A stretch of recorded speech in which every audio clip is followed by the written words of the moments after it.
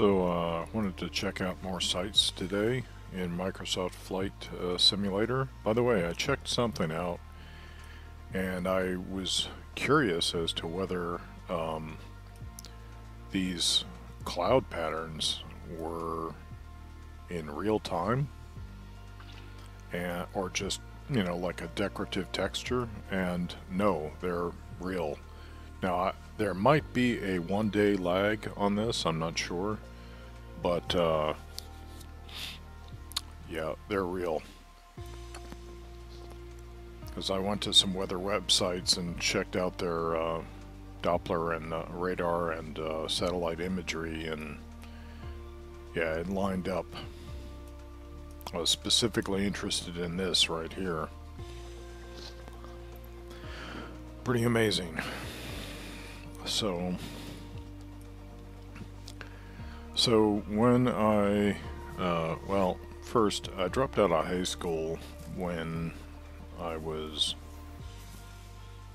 think when I was 16, yeah, and then I joined the Army at age 17, but I went to the Jacksonville MEPS Military Entrance Processing Station, I think it's called.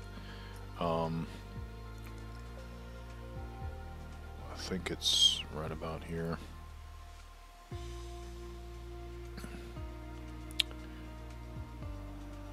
I went there when when I was 16 and just about ready to turn 17, because Florida at the time only allowed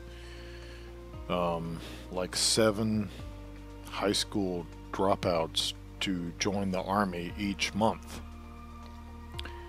And so my recruiter wanted to make sure that I was one of those.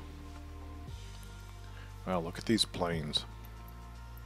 Monkey in Space 20. The Talking Moose. Got lots of animals in the air. Bearded Nugget, Airplane Head, Twidget 2014, Obscure Wings, N6611, N442G, GJ, Swerachin, I guess he likes spicy stuff, Talking Moose, and Kuzima Rocket Man. Anyway, I think,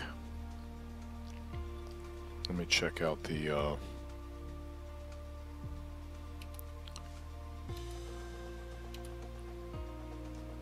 Jacksonville MEPS is right here, so not far from the bend.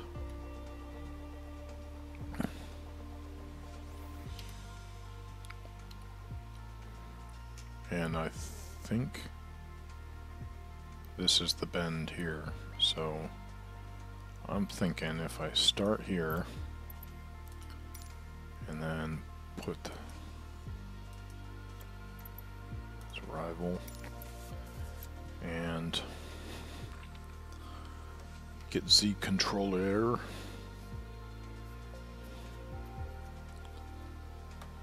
and fly. And I need to hit that pause button. Function.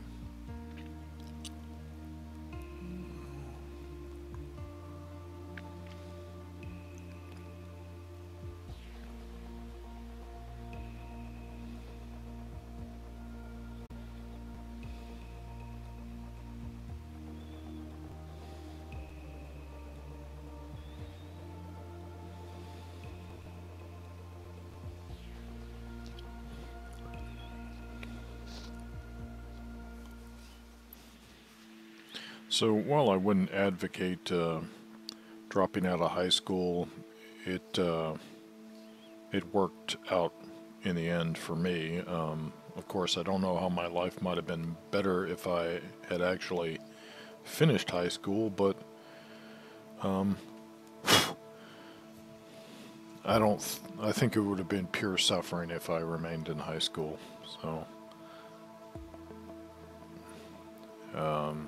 because I was held back a year. My friends were advanced to the next year, and so I didn't really have any friends in my grade. Alright, so ready to fly. And insert.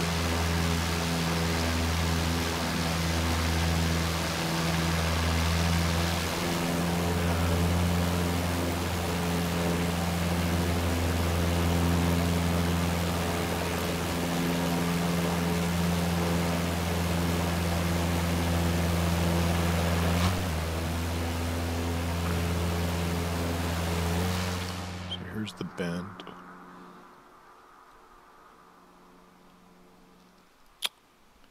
And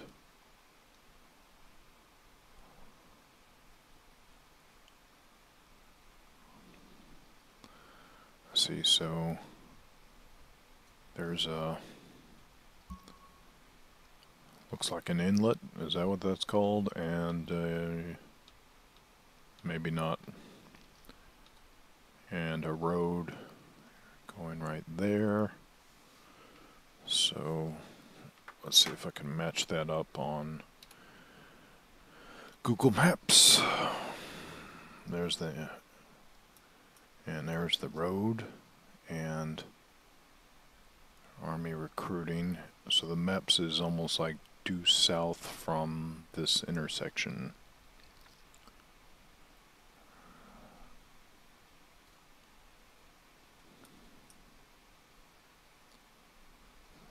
Alright.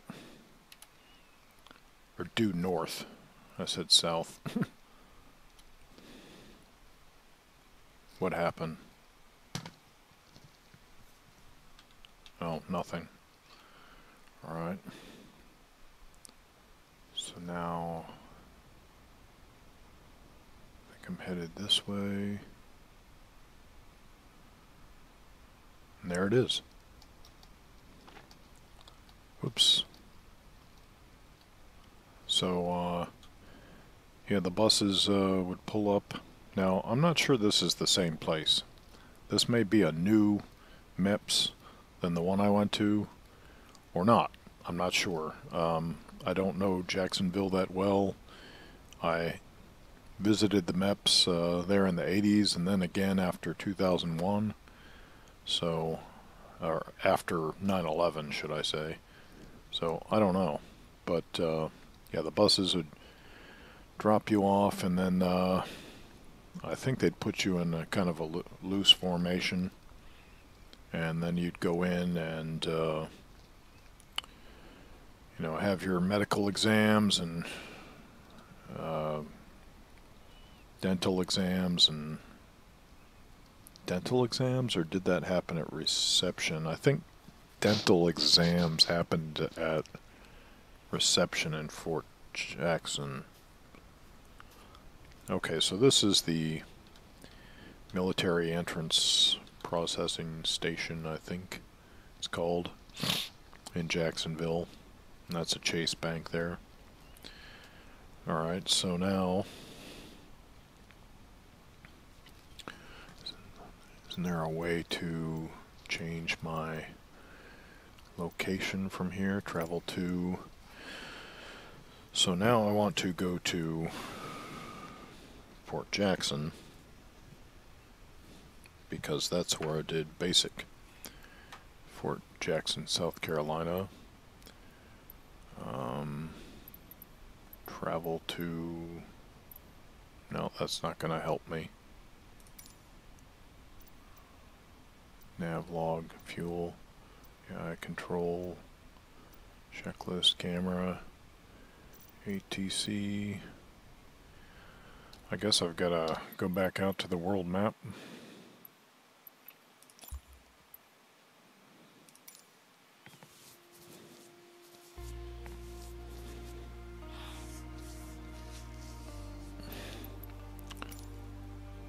And Fort Jackson. You want me to capitalize it? Jackson. Wow. Okay, how about Columbia? South Carolina. South Carolina. Oh.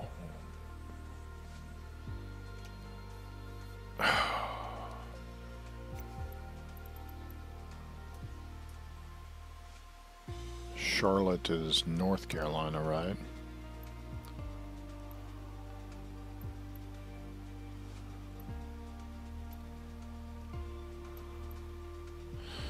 Let's... How about South Carolina?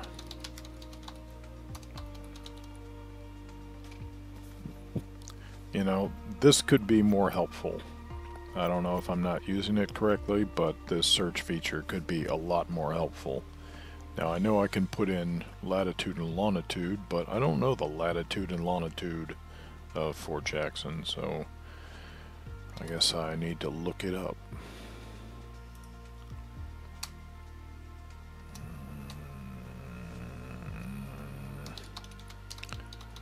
Jackson Visitor Center. Jackson Visitor Center. So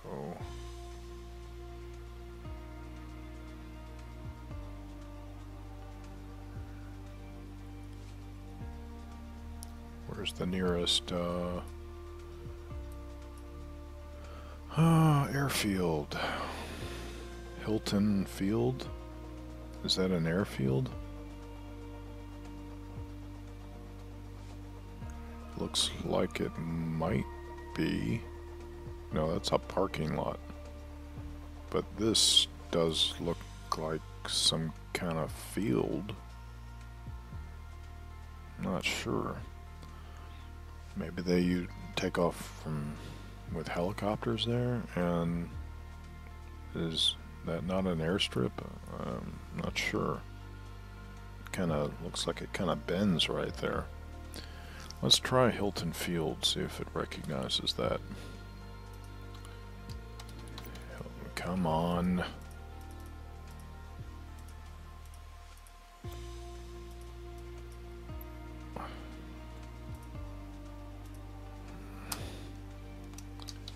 Hilton Field.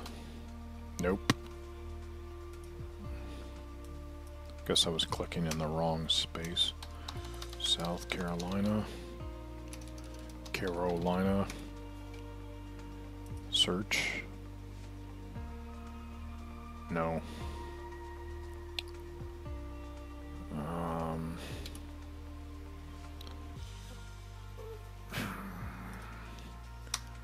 about Columbia, South Carolina?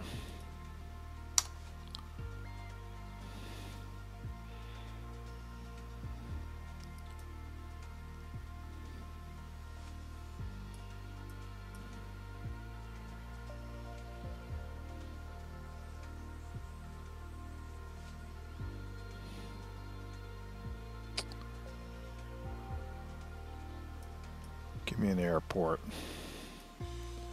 How about this? Airport in Columbia, South Carolina. Columbia Metropolitan Airport. And then Fort Jackson looks like it's across the river and on the other side of I-77. Columbia Metropolitan Airport.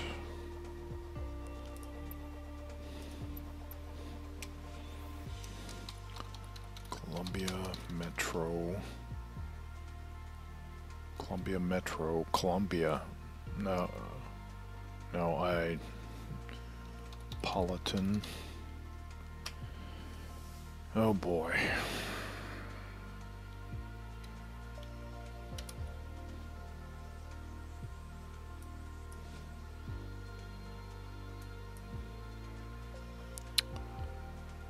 Okay, so Columbia, is that actual land?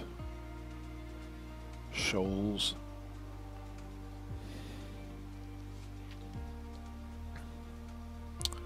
Okay, flip, flip, flip. So second flip, head west.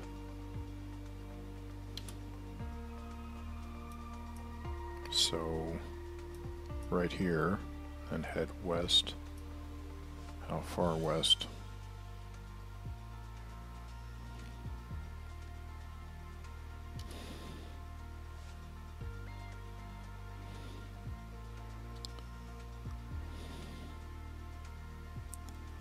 It's a little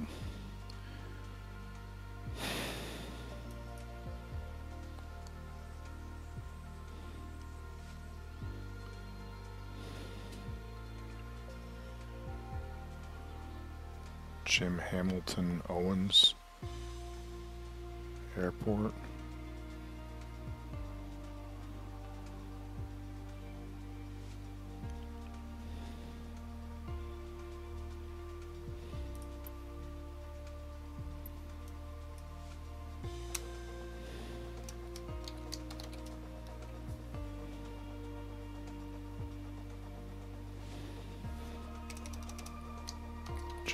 Hamilton.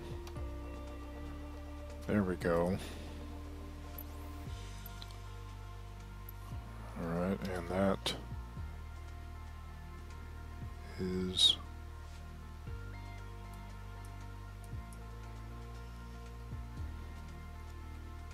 right near Fort Jackson.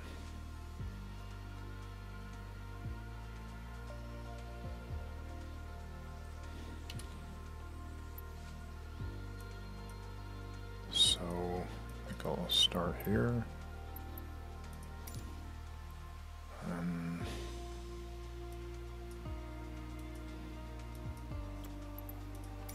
Arrival, fly.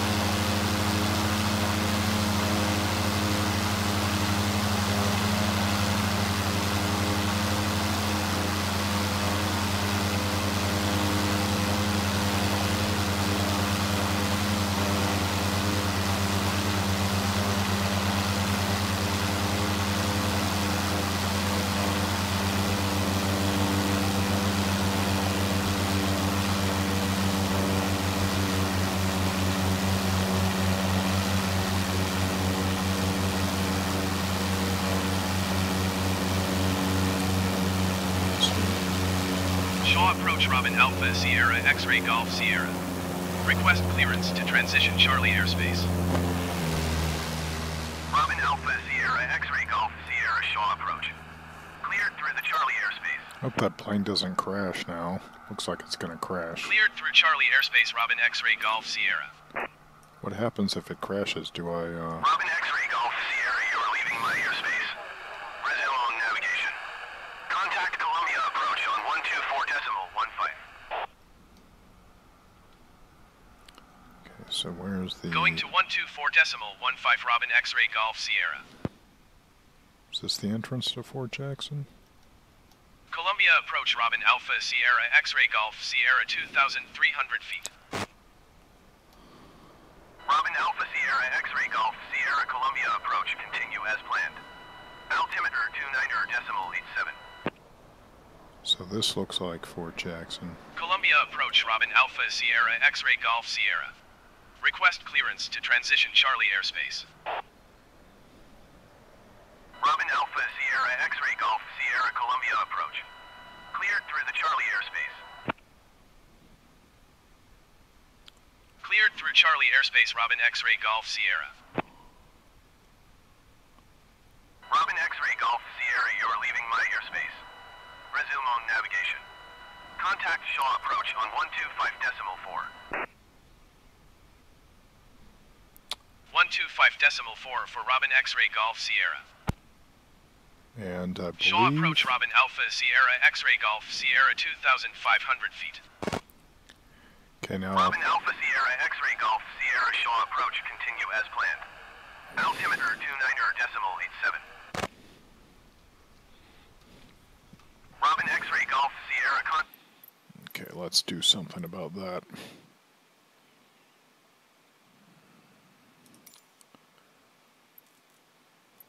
Sound, voices, warnings, environment. Let's kill the voices. And go back, resume. Okay, so let's see if I can find the reception station.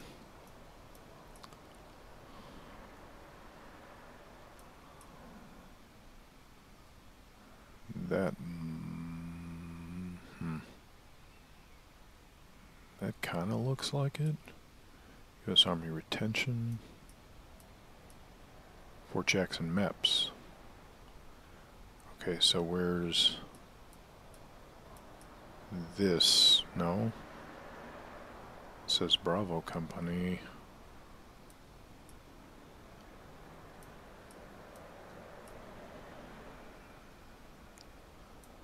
Well, it kind of looks like it might be reception.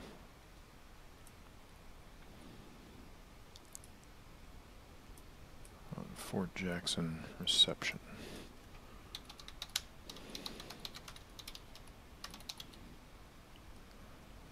Reception station, troop store.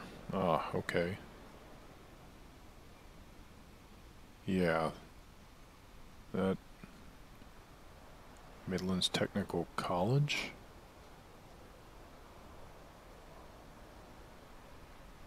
I don't know. That kind of looks like a Hollywood.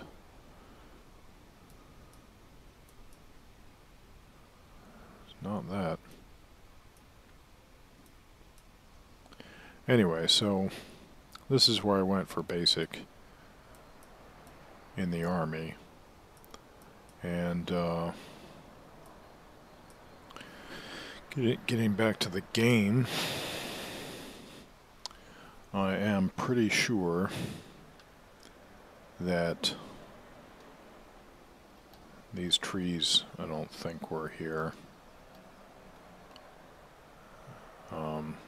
These might be actually bushes, but the cattle car,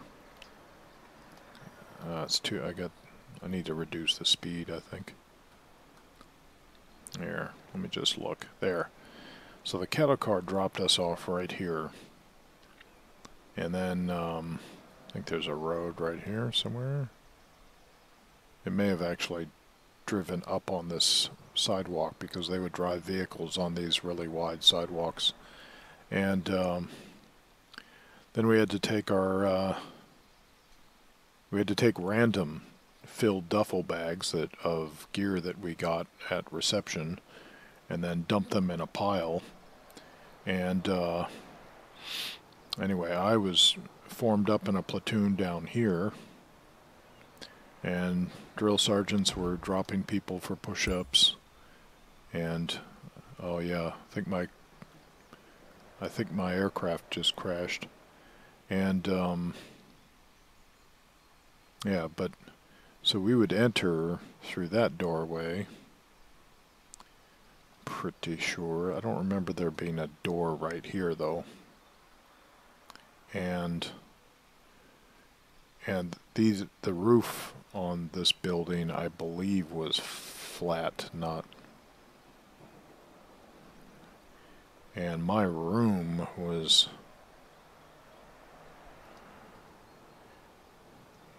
on the, I think, the second floor. I don't think there were 3 floors on these. And so it was either here, and there were 8 beds in the room, or right here. Now there should be a PT field out here. if this is the right place. It might be right there, but that doesn't look quite right.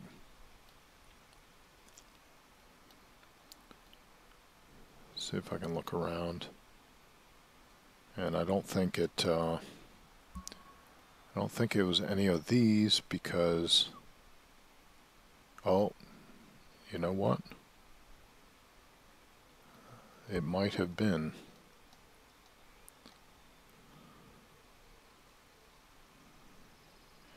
It might have been right here. Yeah. Yeah, I think it was. Because there's a parking lot there, and there was a PT field right here. Looks like they might have built some things on it. And anyway, so see if we can locate some of the training grounds. This must be base housing, softball fields. Okay, where are the training ranges? Too much cloud cover right now. They must be having weather.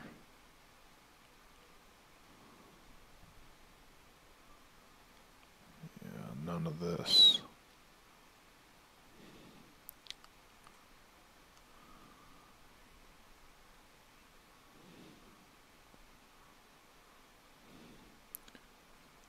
Looking for a PT track around here.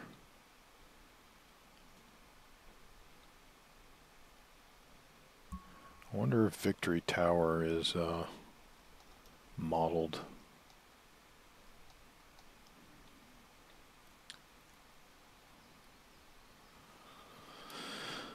Let's see if I can find that.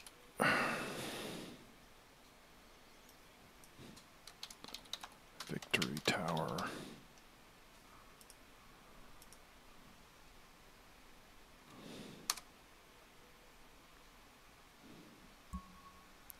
Victory Travel Center.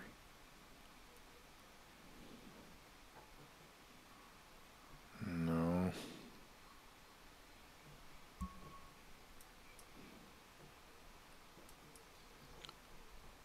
Victory Hall.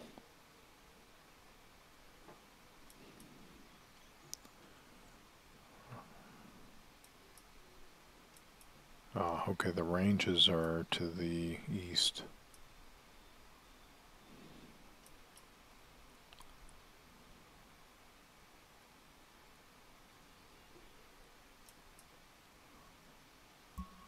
That looks like a place where Victory Tower might have been if it's no longer there.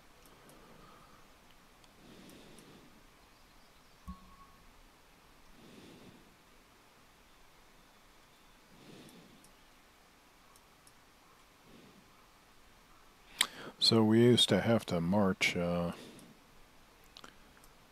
foot from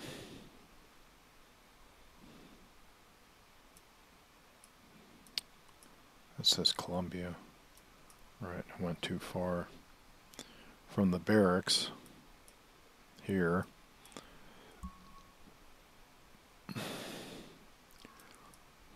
all the way out to these ranges.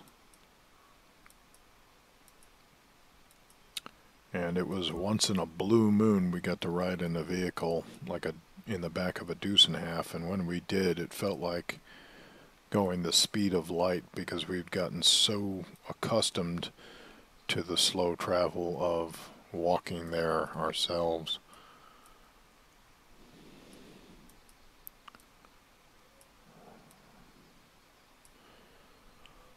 Let's see something.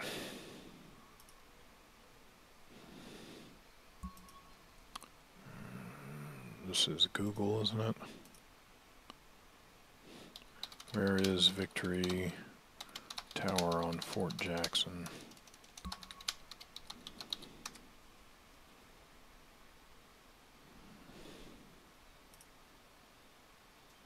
What did that say? Oh, right.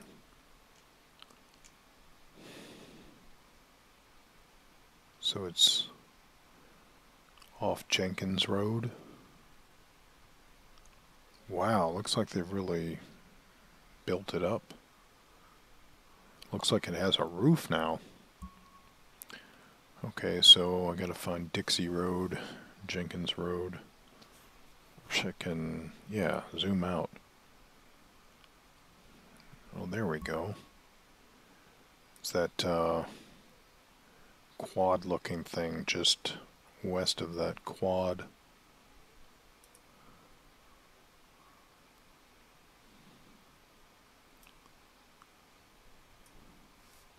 Oh, okay, so basically north, east.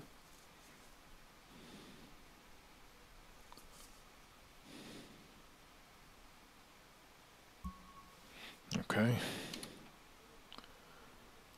So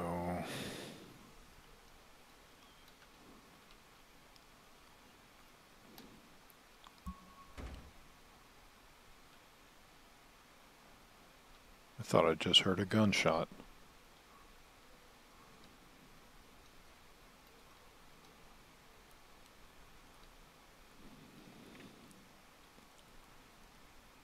Okay, so right here. And then, yeah, I'm hearing gunshots. Unless that's my plane crashing. Wouldn't that be something if they actually modeled or simulated environmental sounds happening at Fort Jackson, like the marksmanship range? Is this it? Did I miss it? Where'd that quad go? That's not the quad. Where did the quad go?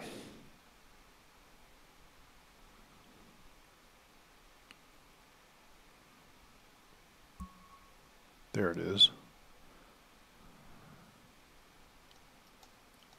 Oh, that's not Victory Tower. Okay, so Microsoft Flight Simulator got it wrong, but I mean, it would be difficult to get it right because it's a tower for rappelling, and there's a rope bridge, and you know, that probably don't have anything like that in the asset library for this game, but that's where it would be. Let's see now. Head east.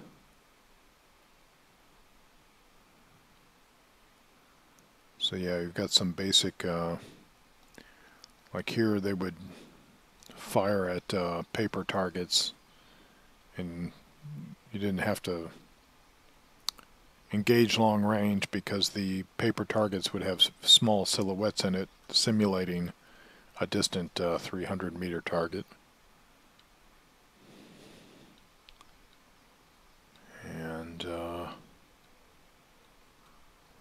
And this is, I do not believe, this might have been a qualification range, but there were lanes of trees between each lane, the way I remember it. Might have been one of the qualification ranges. This, no, this isn't quite. This looks like, I'm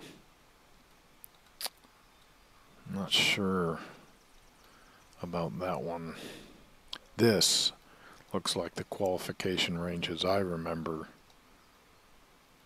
And if you played America's Army back in the day, it was a realistic tactical first-person shooter sponsored by the United States Army, and it was pretty damn good. Then you qualified on a range like this, and you saw that the 300-meter target was about the width of your front sight post on your M16.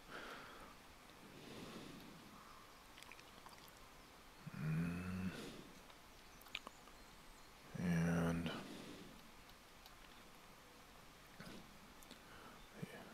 got some weather rolling in. That's pretty cool. Okay, and so that's some of Fort Jackson. Let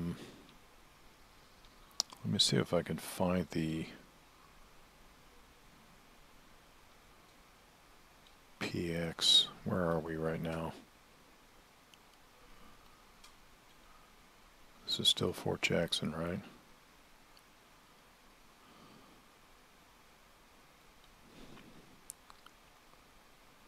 Yeah. So this is where my unit was, and there was a girl. This was the girls' company right here, and there was a girl that worked at the Publix I did as a teenager, and she joined the Army about the same time I did, and went in for the same military occupational specialty I did, which I had forgotten that by the time I got to basic. And anyway, really cute girl, but she kind of screwed up when she got to occupational training, which I'll talk about in a minute. And somewhere along here would be might be this building here, a little, they had like these little mini PXs where you could buy things.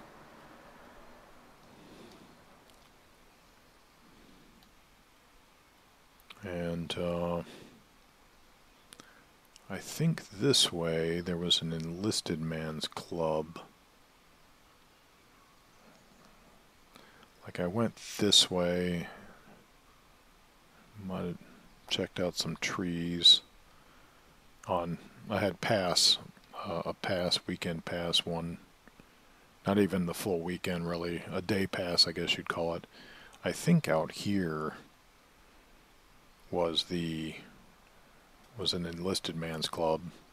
I can't imagine it was this building, that's pretty large. Wow, the weather's rolling in. Okay, so enough of this. Where can we go from here? Well, after basic there was occupational training. So, right back, main menu, continue.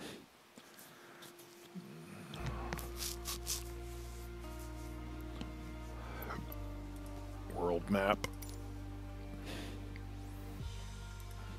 And Indianapolis, or maybe it has Fort Benjamin Harrison. Nope. Indianapolis.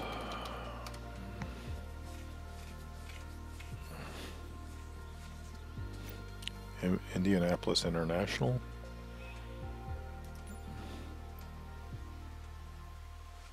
Okay. That's Indianapolis. Speedway.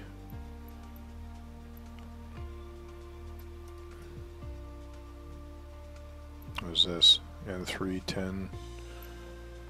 I wonder if those are real planes. Tutored guitar, Minge Master, jeez. Baconator. You suck 2020. Oh, someone just went off the radar.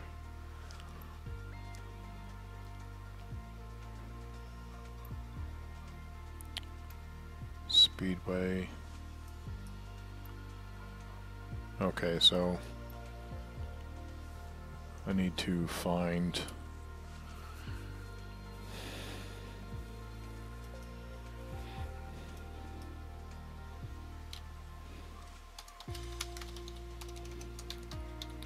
Benjamin Harrison.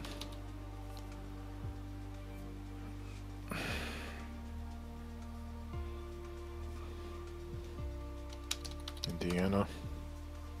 No results. Google.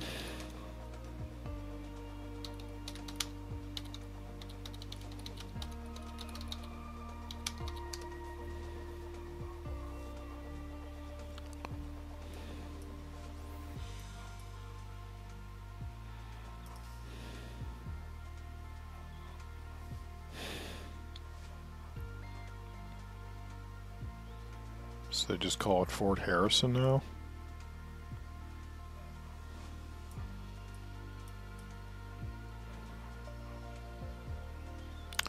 Okay, so just outside the belt. And where's Indianapolis International? I guess we could find it. Outside the belt to the northeast.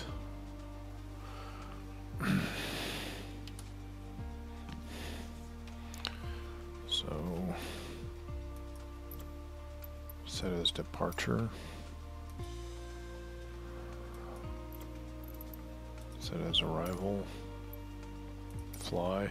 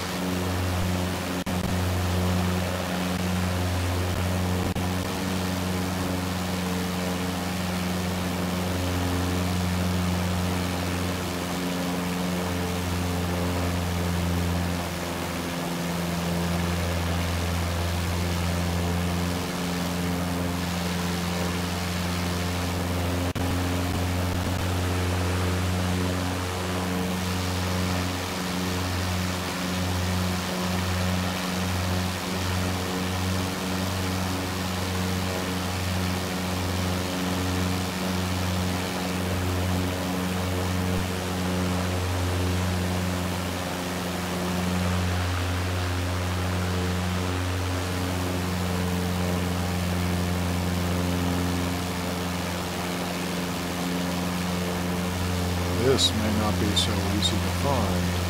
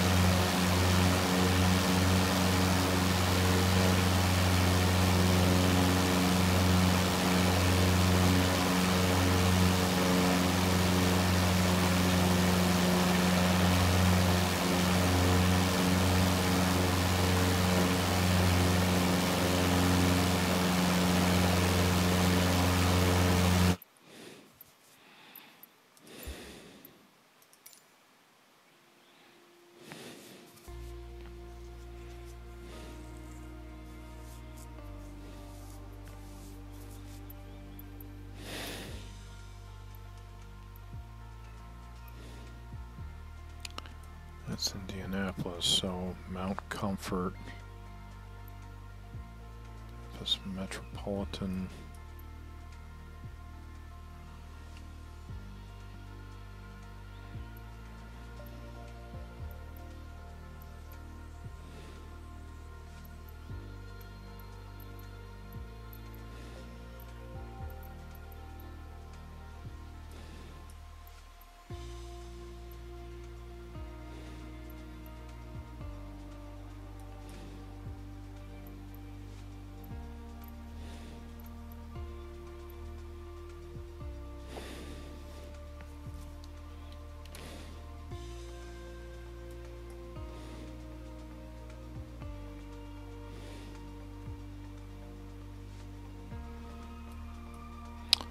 Oh wow, the 19th hole.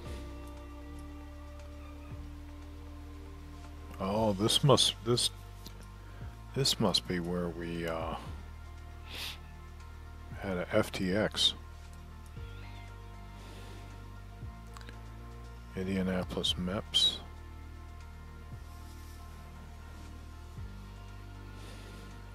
Watson Farms. Farmington.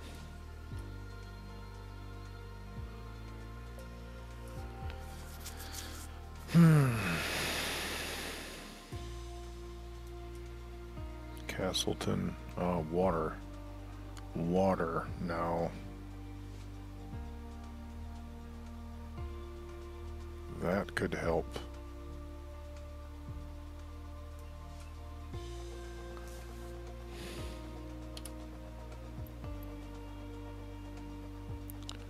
Where's the water?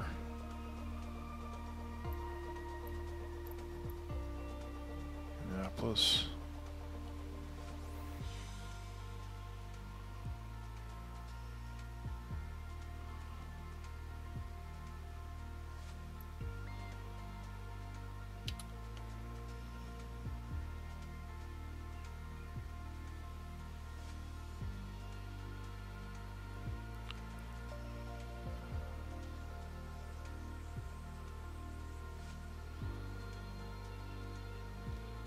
So I'm gonna say right here.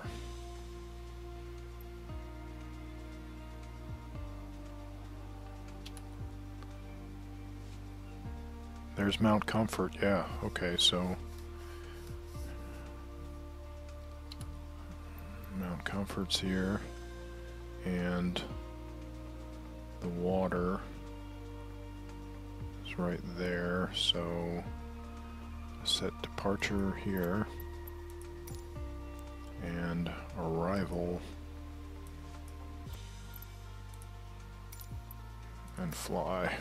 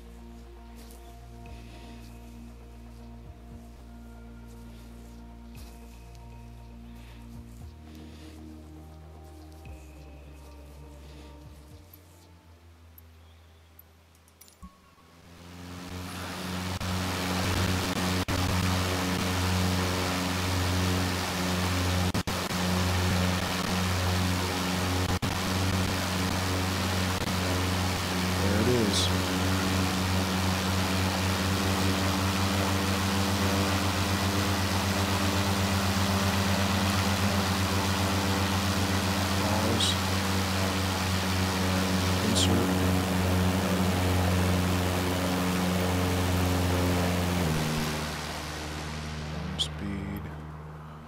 I'll maybe tone it down a bit.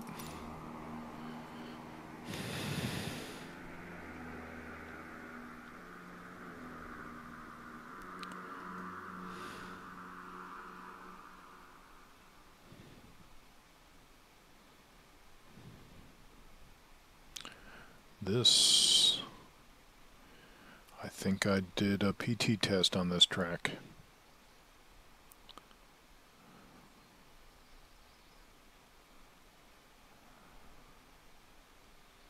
Is this the, I think it is.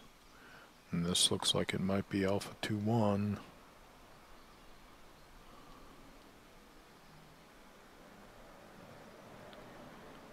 So let's see. Let me back up.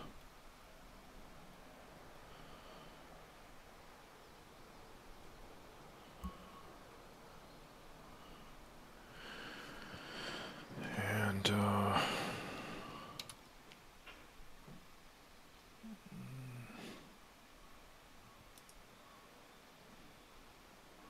we still on maps? No. Maps.google.com. Or Benjamin Harrison.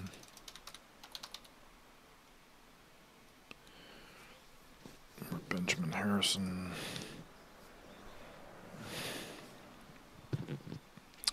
Oh, this is Finance 1. And where are my... Yeah, this is Finance 1 here. And...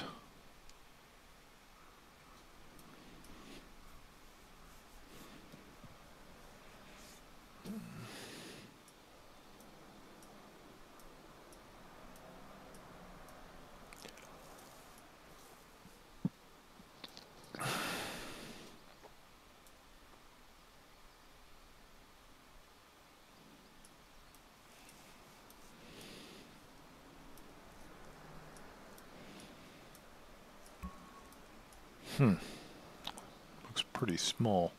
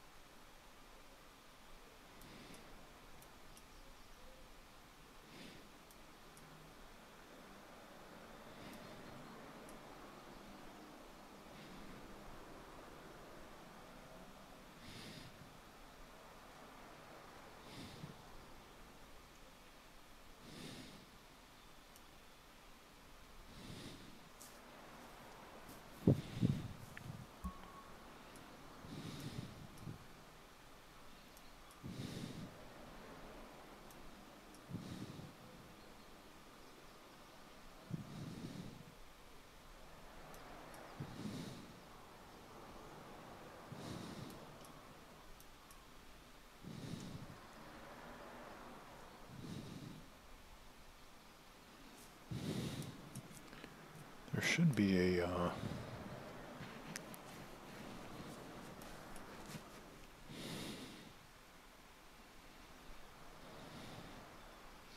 Yeah, this is all civilian stuff.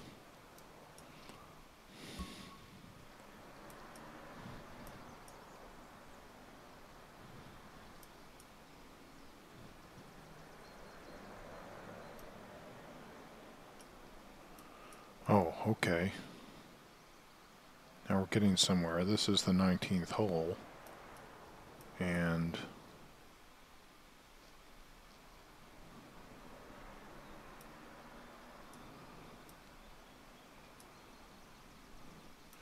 if that's the 19th... Oh,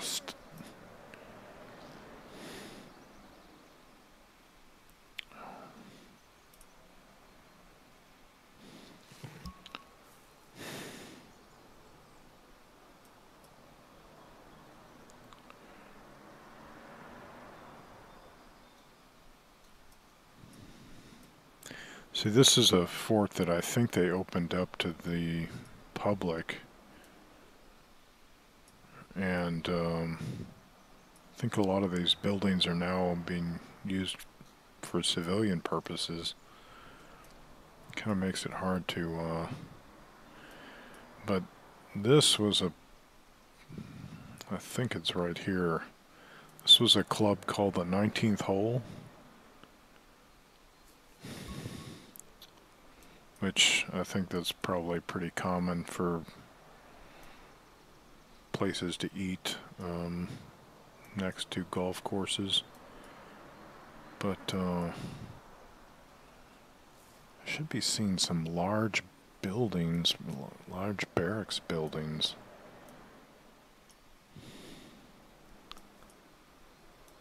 And then near there, a big white, maybe this is it.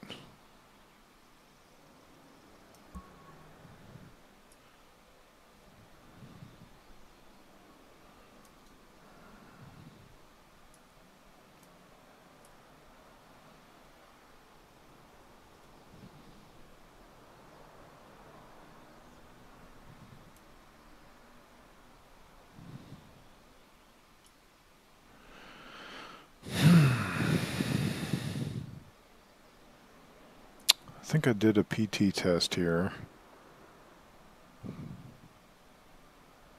But there should be like a defense information school. Veterans Memorial Chapel. One of these roads. I went down it and there was a hospital because I got food poisoning in the cafeteria.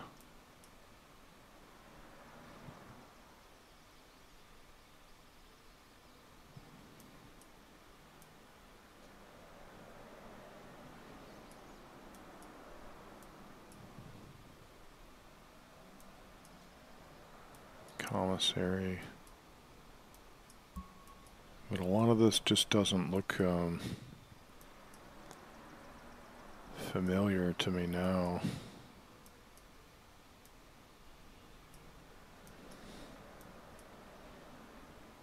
Anyway, I'll show you Finance 1.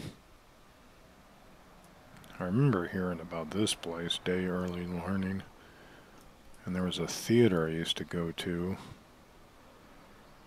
I wish I could get my bearings, because then I could figure out much better where everything is, but the way they've gone changed the names of things, I don't know. Anyway, let's get back into the game. And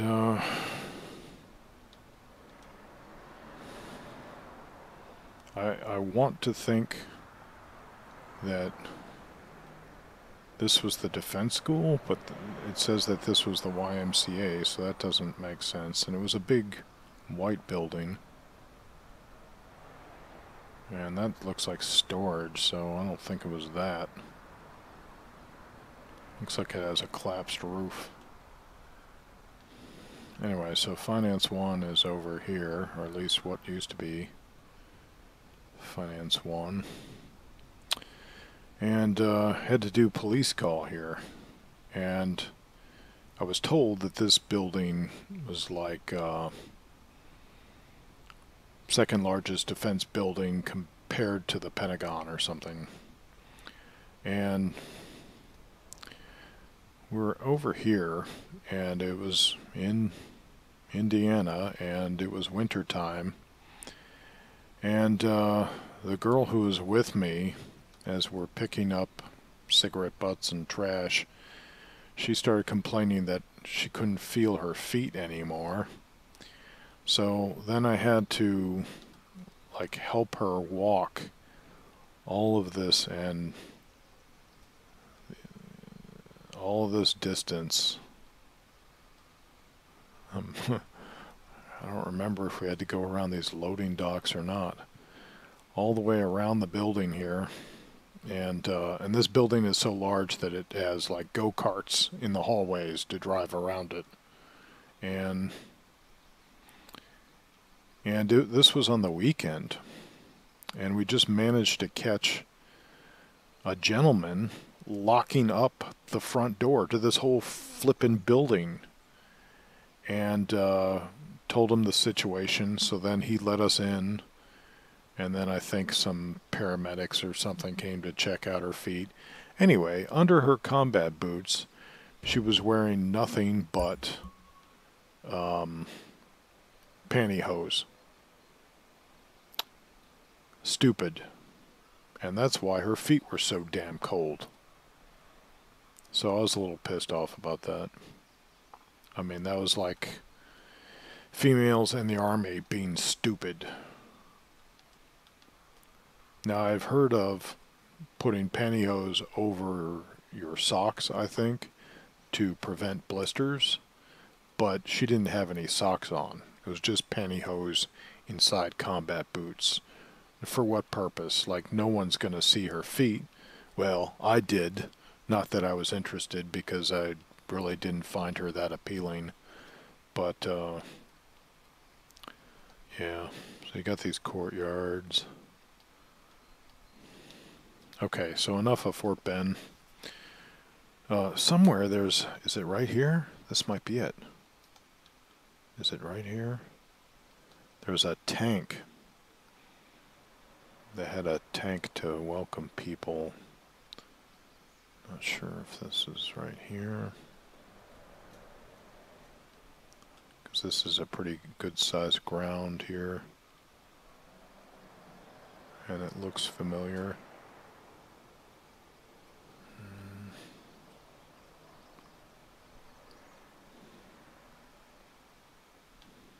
But it's hard to say now.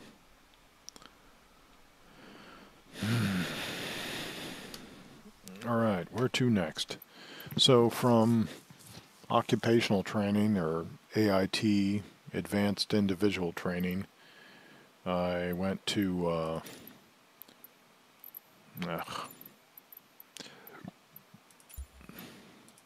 was sent to Alaska. So first I landed at Fort Richardson, and in Anchorage, Alaska. So I can't really tell you too much about Fort Richardson. How about Anchorage? Anchorage. There's Elmendorf, Air Force Base. We'll just go there. Ooh, everything's really snowy right now. And Elmendorf is right next to... Okay, there's Anchorage International. Merrill Field, that must be on Fort Richardson, because the two are right next to each other, from what I remember. So we'll just fly around the whole area and get a look-see at everything. No, not as departure. Come on. Departure. Arrival. And fly.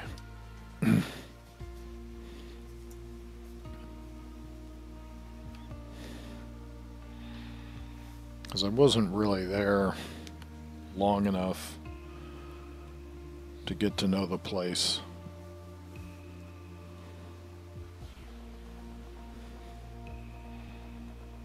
And Richardson, or Anchorage, wasn't as cold as Fairbanks was, which is where I was stationed.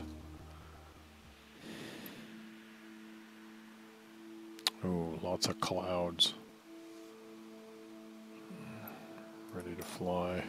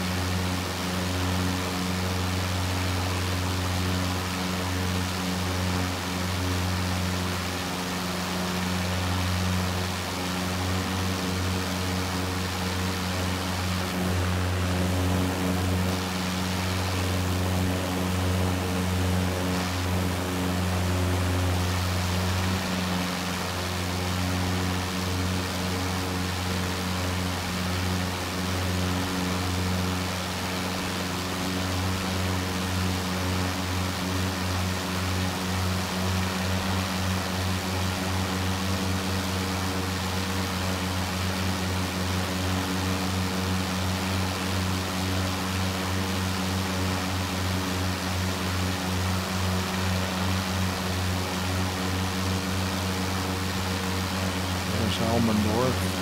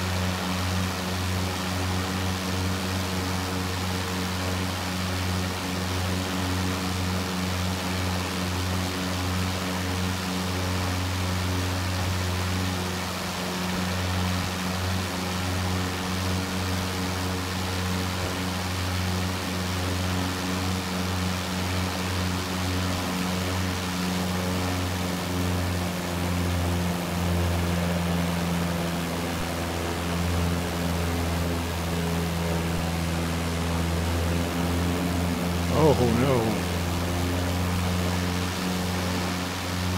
Whoa. Whoa. No. Whoa. Speed limit exceeded. Interesting. Why did my frame rate increase because of that? I got my frame rate back for some reason. That's kind of weird.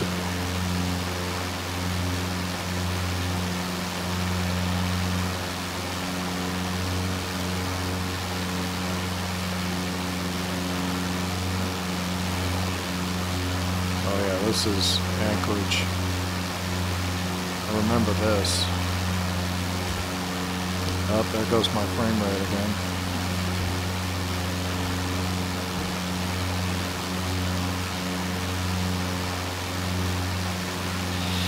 Okay, enough of that. And, yeah, continue.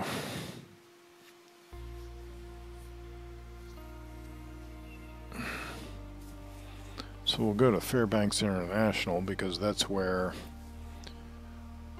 I landed going to Fort Wainwright, and where I got my first real taste of Arctic cold.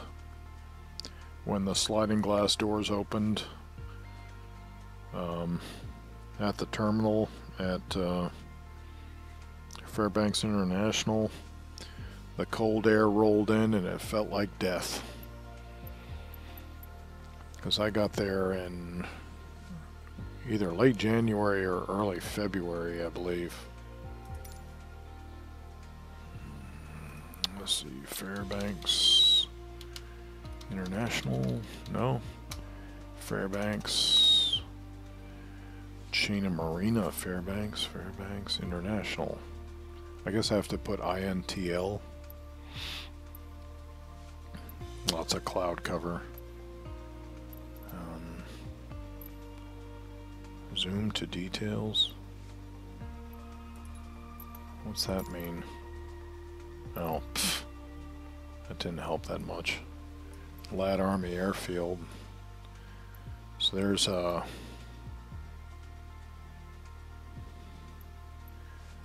believe that's Fort Wainwright.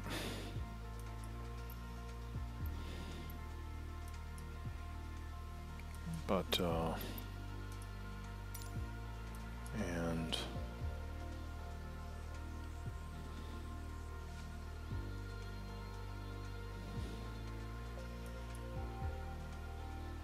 this may be a lengthy flight.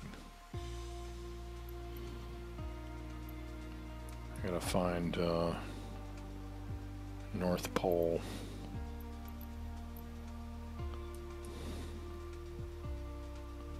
Clear Creek. Allen Army Airfield. Oh, I got that wrong. Ladd. What a dummy. Okay, Delta Junction. And then this is Eielson Air Force Base, I guess. So make set as arrival. And lots of cloud cover.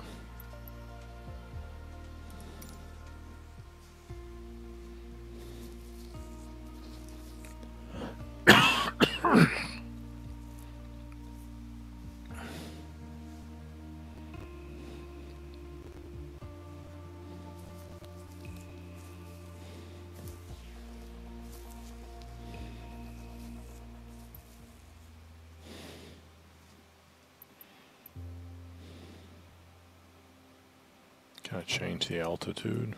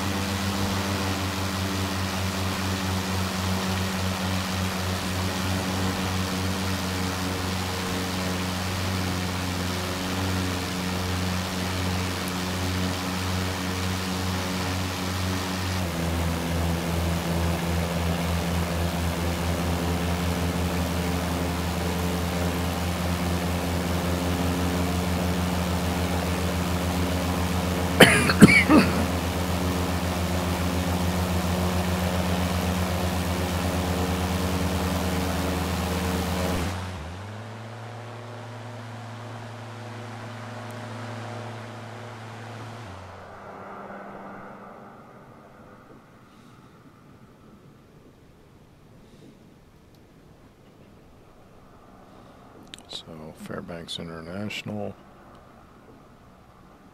and I think this is where I got picked up.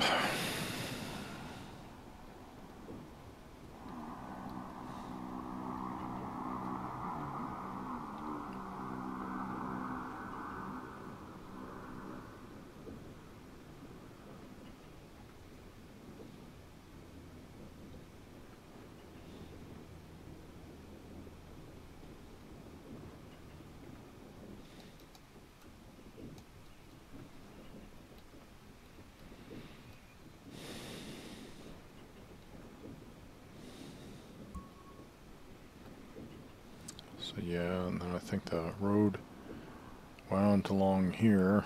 I think I did some of my first driving in Alaska, leaving the airport.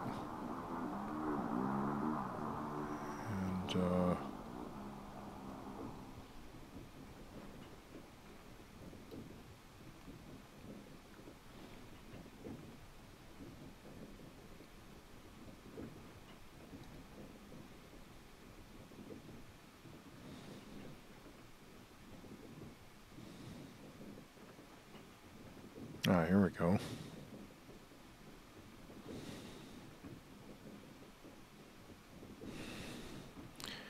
So I didn't often leave post through this gate. Once I went to lunch with a dude and we went to the Chuck E. Cheese because he was telling me about all the arcade games they had there. And I'm not sure where the Chuck E. Cheese would have been. Somewhere around here is University of Alaska Fairbanks. I'm guessing maybe around here. Maybe not. And so this is, I think, the Chena River. And I'm not sure why it's bending like that.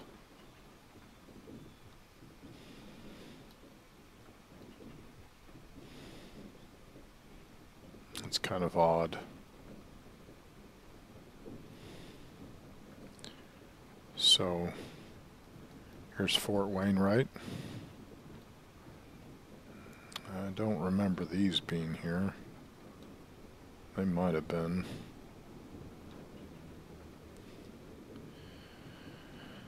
So, let's see, this is the mess hall. And it's a rather new mess hall. And then there was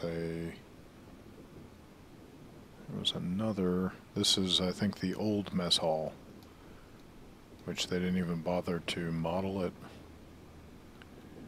And I think my room, this is actually a two-story building, barracks. I think my room was on the second floor, about here, because I could look out and see the mess hall.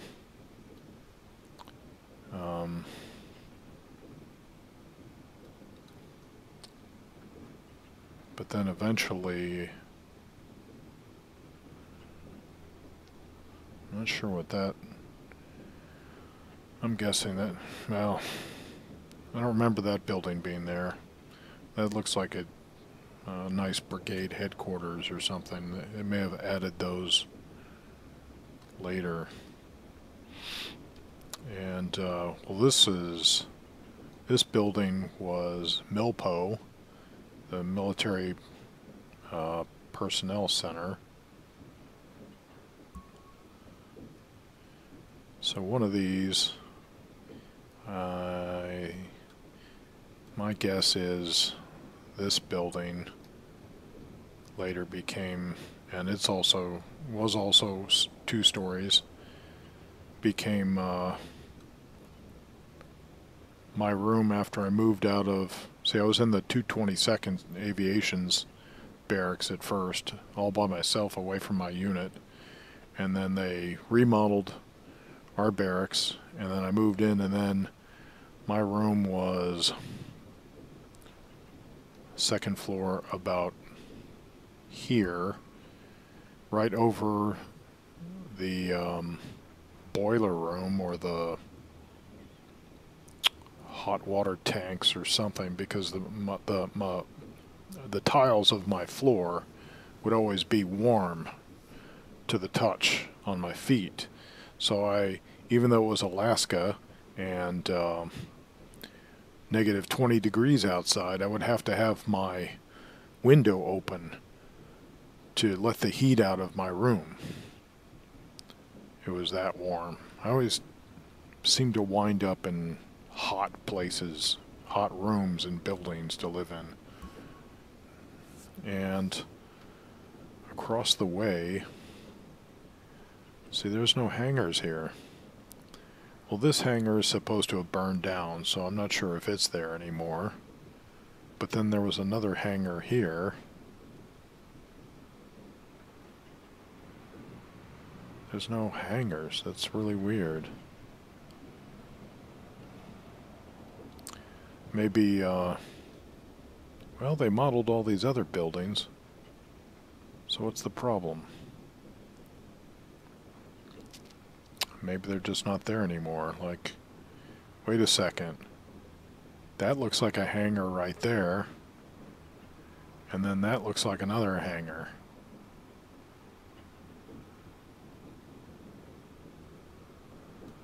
Strange. Fairly strange. So, one of the first mornings I did PT in Alaska, we went for a run after we did calisthenics in the hangar, and it was dark because it is most of the day in Fairbanks in the middle of winter, and so we're running along here, and we often did our 3-mile run here for the PT test, and I think we'd have to get like right about here and then turn around, and that was 3 miles. But you'd keep going, and this was the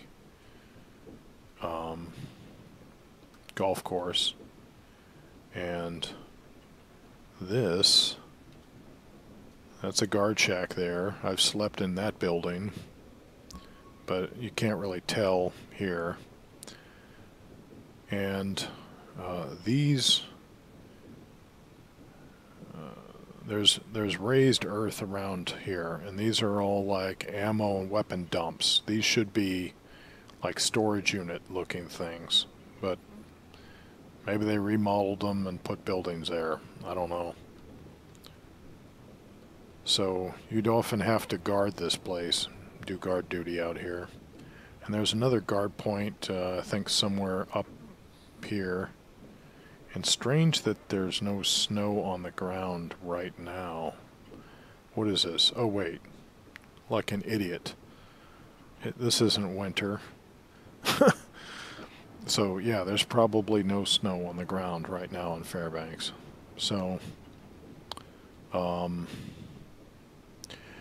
one winter during the Brimfrost exercise, a Canadian C-130 with Canadian Special Forces in it, and this was in early winter 1989, or early in the year 1989, I believe. And the C-130 came in, and there was ice fog because it was negative 52 or more, or lower temperature Fahrenheit, and the C-130 hit this bank, cracked open, and the pieces slid out onto the frozen tarmac. And I think it was 9, maybe 11 Canadian Green Berets died in that crash.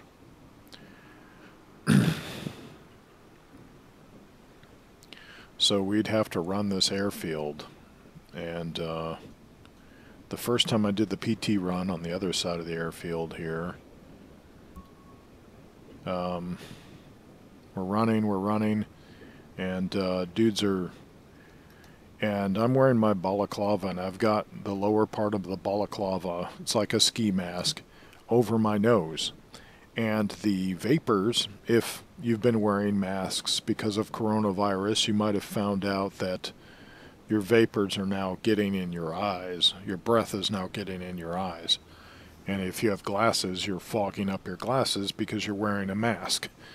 Well, the same thing would happen with the balaclava, and the vapors that I was breathing out would go up into my eyelashes and freeze my eyelashes together while I was running. So with each upward motion of my arm as I'm running, I'm using my finger and my thumb to open my eyes, to break the frozen seal on my eyelashes. And then dude started screaming airfield, and I had already rode on the bus around the airfield, so I had an idea how big it was, and you can, as you could see how big it is. And I just fell out and ran back to my hangar, and it would take me a little while before I could run, because the farthest I had run was like 2 miles doing the PT test, and it would take me a little while before I could last I think it was 4.6 miles of the airfield.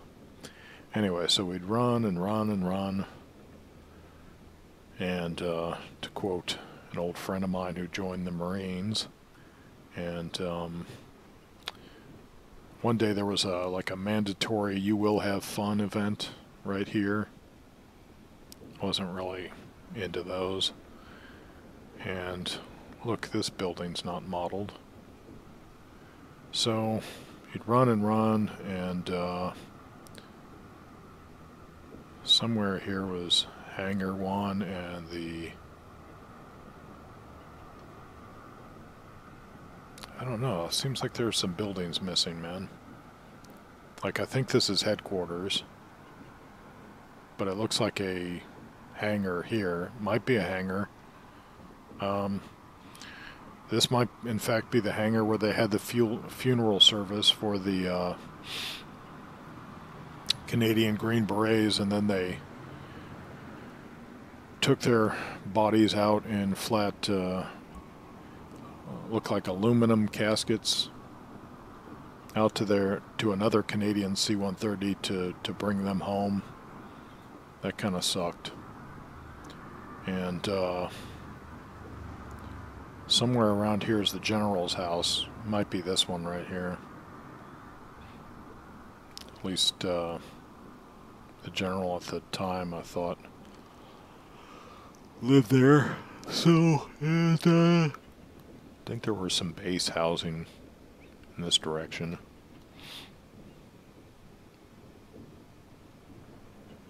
Maybe it was across the river here. So, let's see, what else? Oh, Birch Hill isn't quite as impressive as it is when it's covered in snow. But, yeah, off in this direction.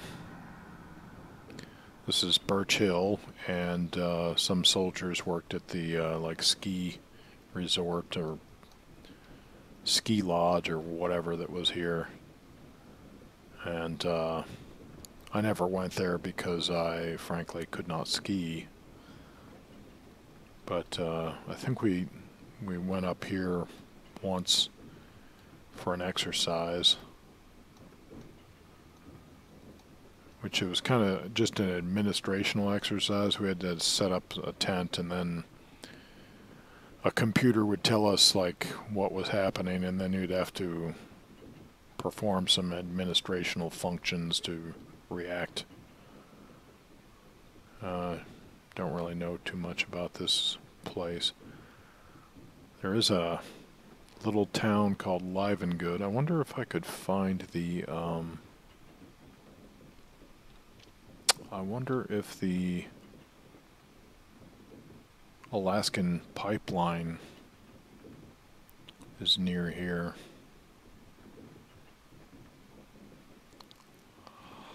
Anyway, okay, so this is Fort Wainwright, Ladd Army Airfield, and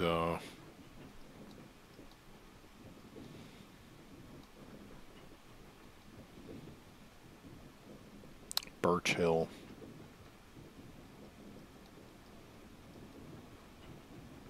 I once got a picture looking down from Birch Hill on Fort Wainwright. And another time, I think, riding in a helicopter at night, I got a picture of Fort Wainwright, but it might have been, okay, now, where's the, is this the highway? Here's the highway. Oh, I gotta show you this. So we had some ranges out here, I believe. Not sure if this was the grenade range,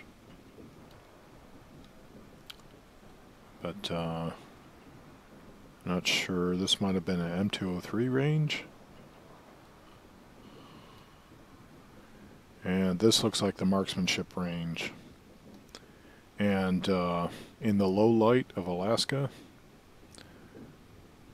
and this backdrop, I had a real hard time seeing the pop-up targets because they wouldn't glare in the sun like they would at Fort Jackson. So I actually boloed on my qualification once, but my M16 also jammed. So there was that. I kind of hated the unreliability of the M16.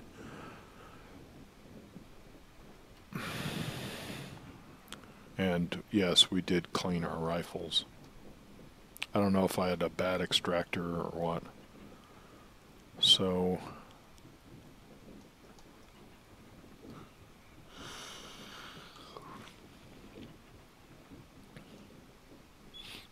I don't know if I'll be able to find North Pole from here. This is all developed now.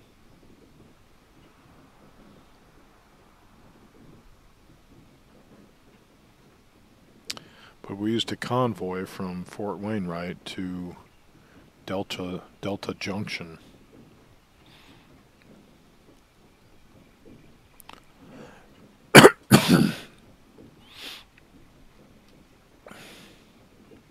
And somewhere along here, I think it's just before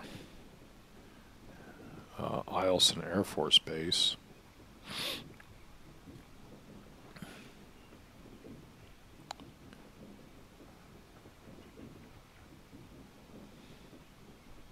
There's a place called North Pole where there was a large multi-story like Santa Claus statue, and they would receive the mail that children would send to the North Pole to Santa Claus, and they would print the letters in a newspaper.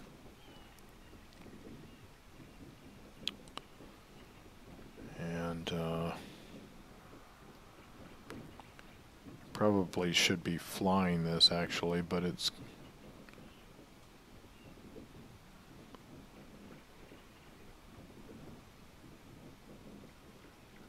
where's my Wrights is my destination? Or is that just, yeah, I guess it is.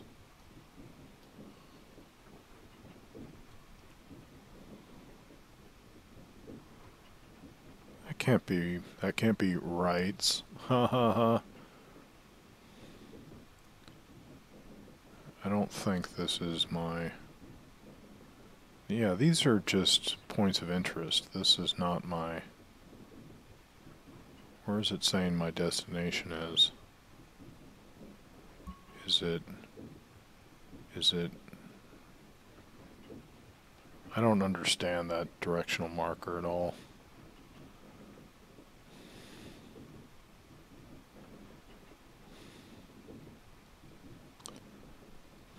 So I remember passing by a river at one point.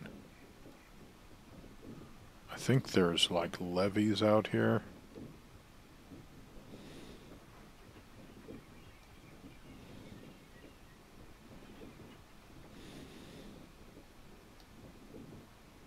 But you can see how much of Alaska is undeveloped. Even near Fairbanks, one of the largest cities in Alaska. Oh, if you want to try a landing, I understand the Juneau landing, or the landing into Juneau is fun. I think you have to go over a mountain and then land on a little peninsula. Okay, now where are we? What is this place? Is this Eielson?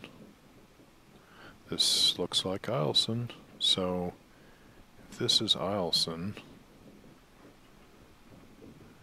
is this a road still? Then North Pole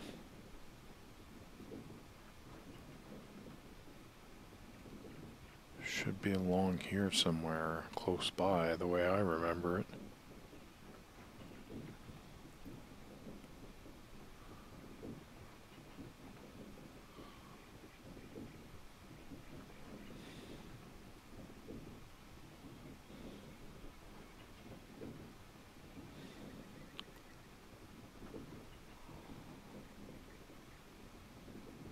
I don't know.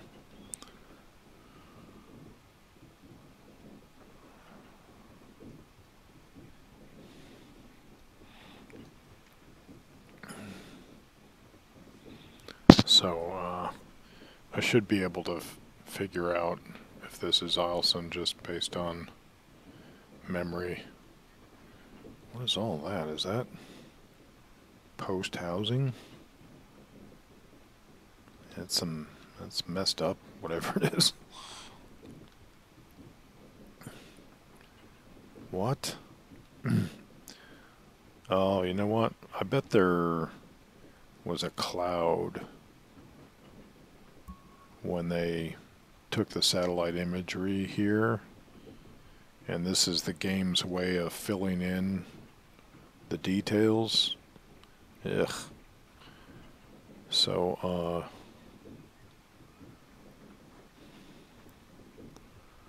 so I'm gonna say, yeah, this looks like Eielson, but it's really bare. Wait a second.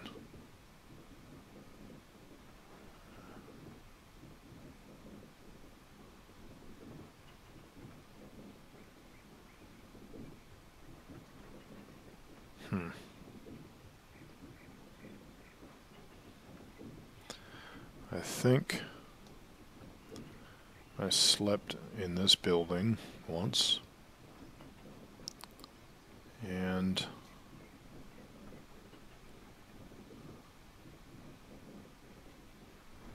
I don't know, this doesn't look quite the way I remember it.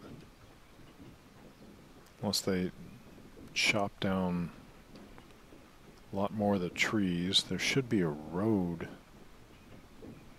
going this way. Of course, it might be a dirt road going this way, but if it's... See, that might be the road there, which means they cleared out trees since I was there. Which kind of makes sense, I guess. Yeah, because I believe I pulled guard duty like right here or here. Yeah, like maybe right there. And as A-10s and OV-10 Broncos were doing touch and goes right here. See, I remember the strip being closer, but... And then I think I pulled guard duty at this point also, right on this corner, but there were trees here then. If this is Eielson.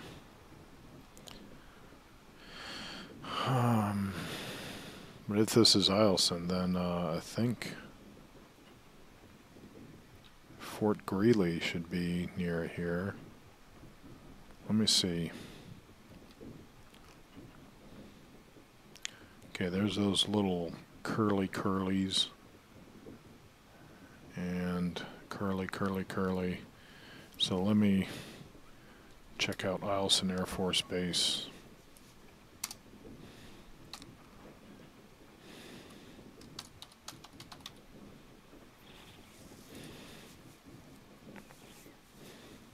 That's it.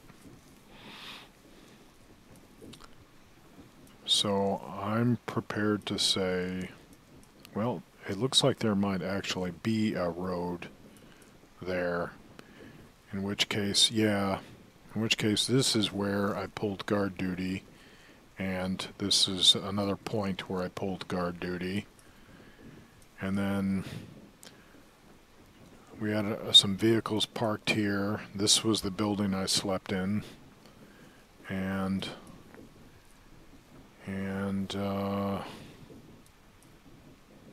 I may have also pulled guard duty like right here in those trees. Let's go back to the game and check it out again.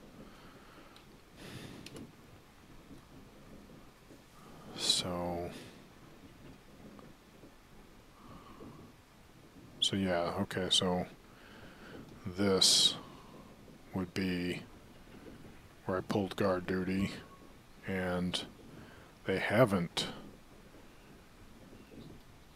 cleared back any more trees. And then I also pulled guard duty right here.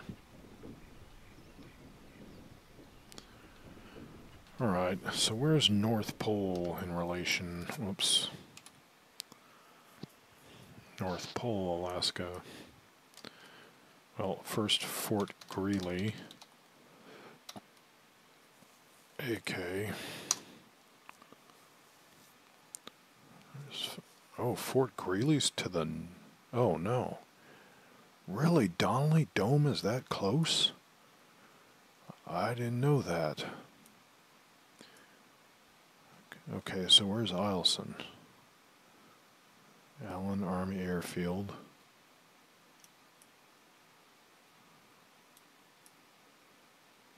So Allen Army Airfield is Fort Greely, part of Fort Greely then.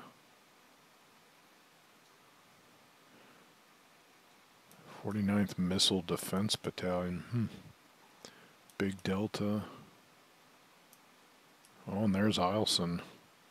So he still had to go a lot farther to get to Fort Greely. Alright. So let's take off from Fort Greely, or I mean Eielson, and then go to Allen Army Airfield, because I want to show you guys something.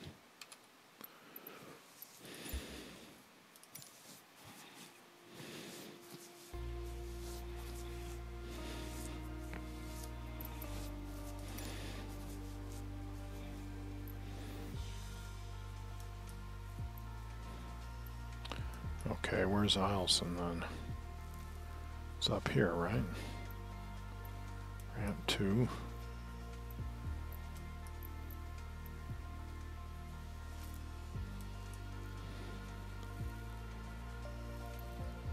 Clear Creek.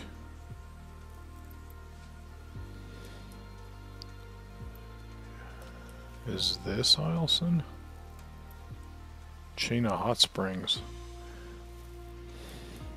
That was a place where they would go for retreats, I think. Anyway, I can't find Eielson on here. It might be there, but it doesn't seem to be. Unless this is it. Runway, Arctic Angel. That might be it. But, let's just start at Delta Junction then. But I want to be flying, and then somewhere about here.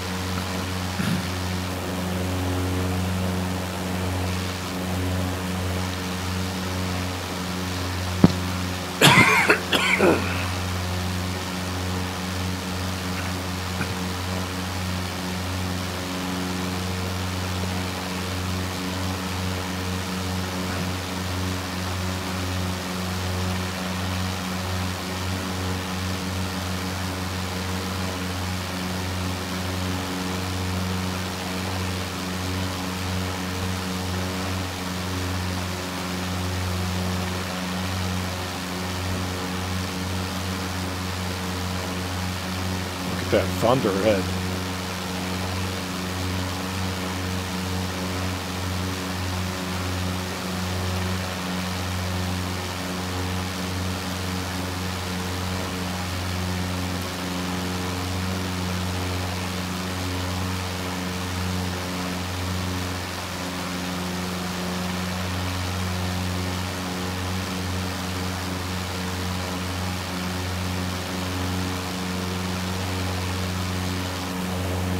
Not sure what's up with the road there.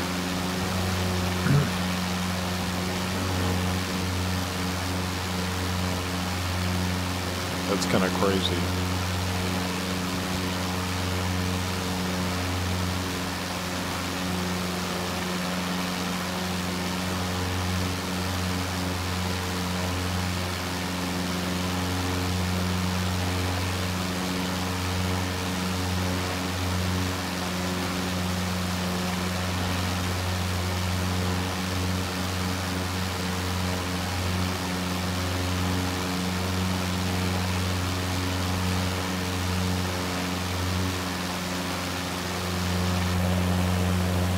This must be the missile defense place.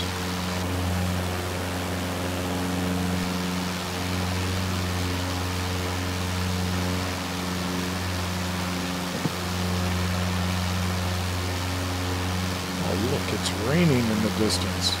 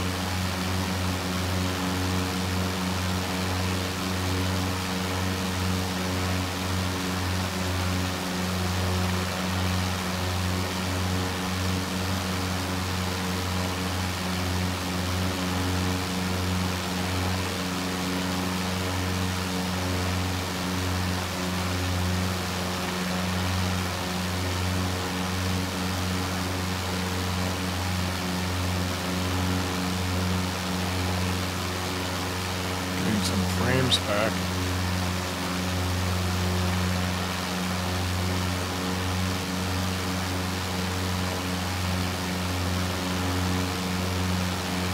I'm at 21 frames per second right now. Wow. It's been a while since I played a game where it was that much of a hit.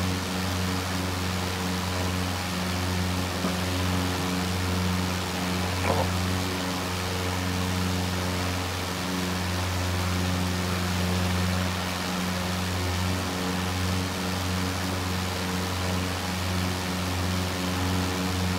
It looks like there's some rain in the distance, either that or clouds. I mean, that vertical column.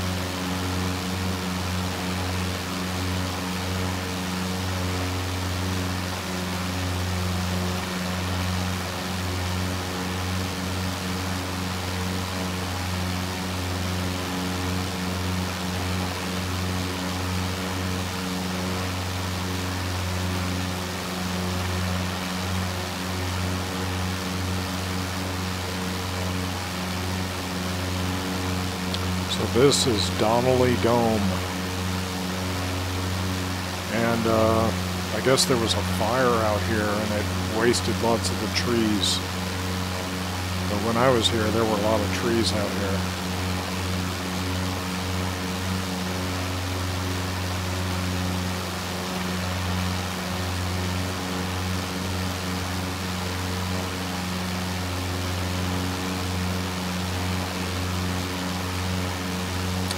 And one of the guys in my squadron, he snuck out of the perimeter of our camp when we were here for a field exercise, and he climbed to the top of this dome himself. And he said he stumbled on his way back down, fell and rolled for a while. But he said it took him quite a while, and it was a lot higher than we thought it was.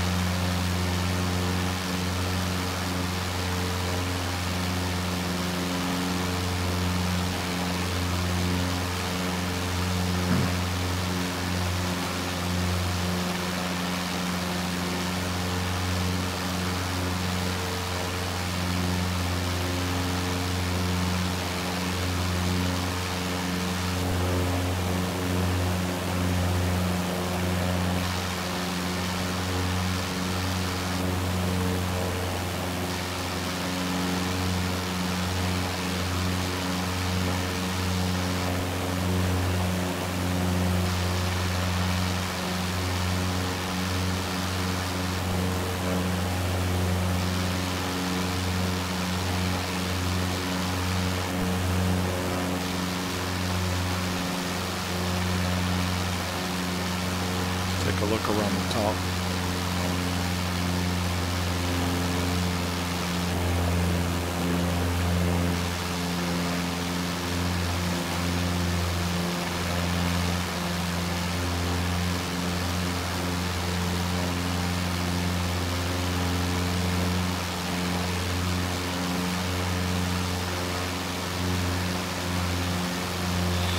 Okay. So that's kind of those are some of the areas I knew in Alaska. And if you didn't hear me very well, that was Donnelly Dome at the end. So I want to show you one more place.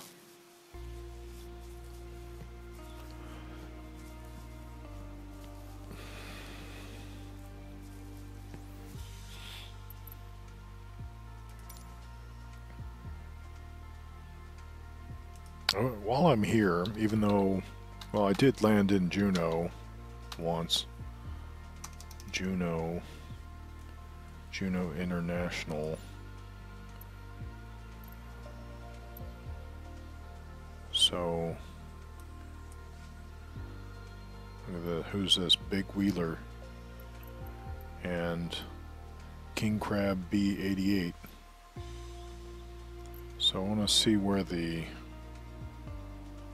I'm going to start here, and I want to see where the mountain is. The way I remember it, there was like a mountain, and then you had to fly over the mountain and then quickly descend in order to land in Juneau. So I'm going to approach from the water and then fly in this direction and see if there's a mountain there.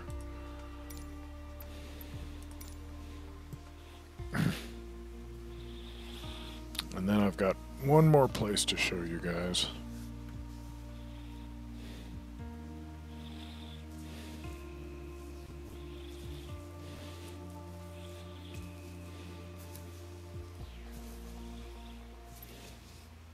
Oh boy.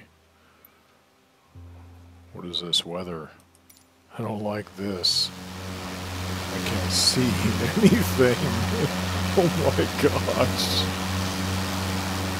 Gonna crash.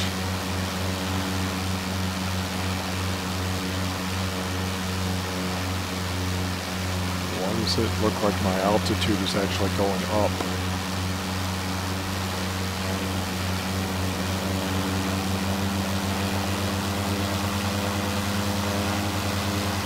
Okay. There we go. That's better. Wow, that must be some...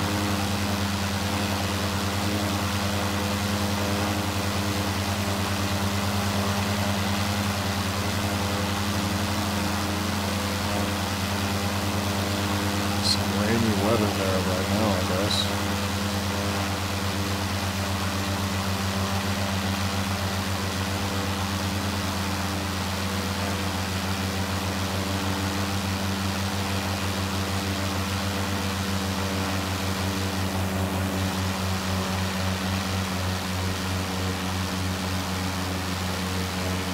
So it's kind of like I said it was.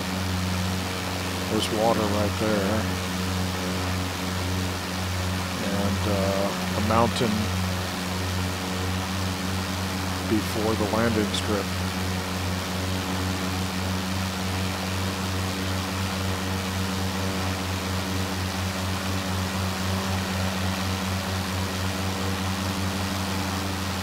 So this is the capital of Alaska, Juneau. I think Sarah Palin had an office here as governor. No, I don't want to land.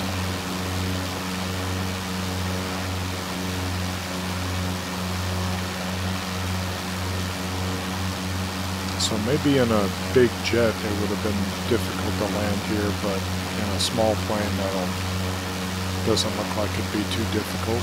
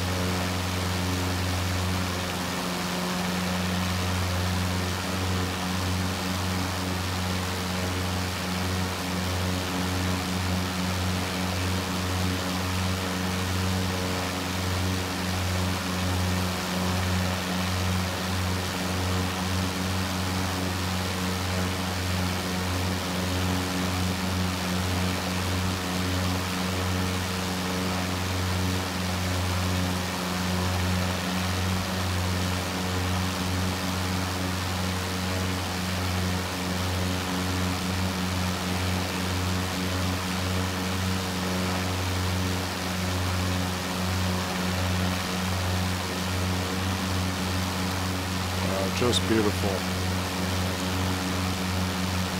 Oh, this is making me want to go back.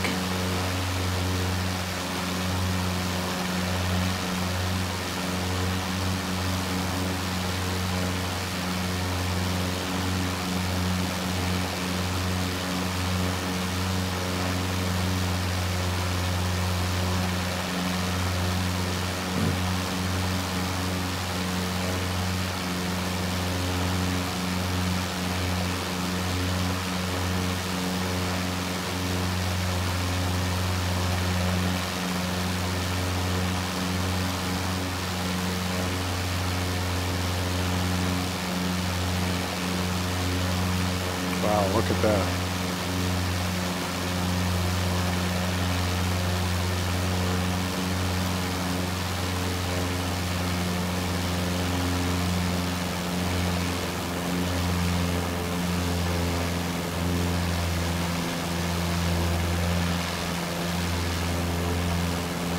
Oh, whoa, I'm stalling?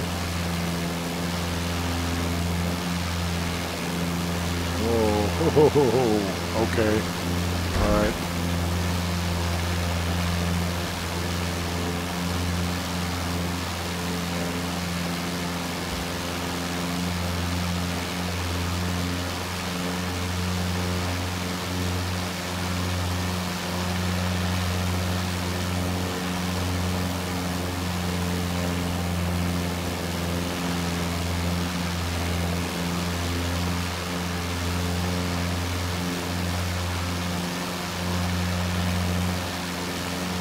This little plane is having some trouble.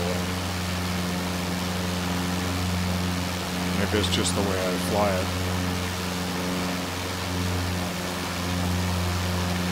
So you come over this mountain with your big jet.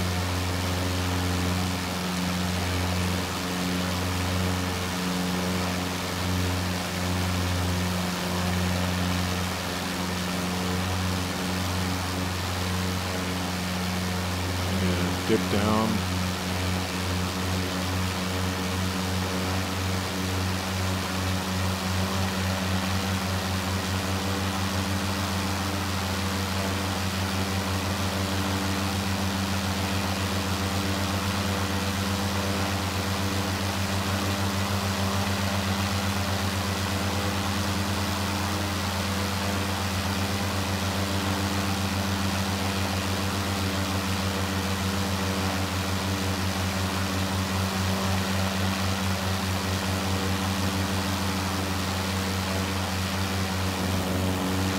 Whoops. Not what I wanted to do.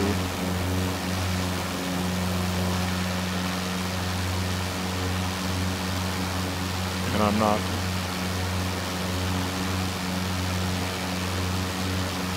No.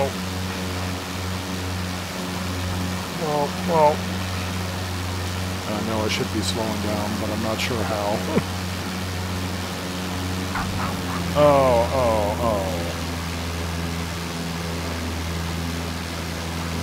Okay, I landed. I'm alive. Obviously, I'm on easy settings.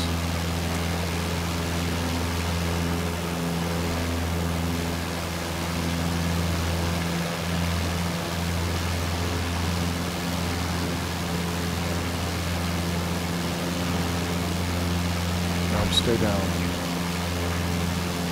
Anyway, you get the picture. Let's see. Okay, so one last place.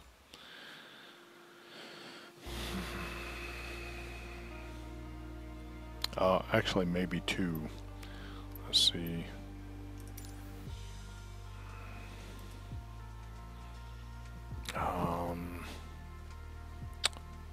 What was the name of that Air Force base in Arkansas?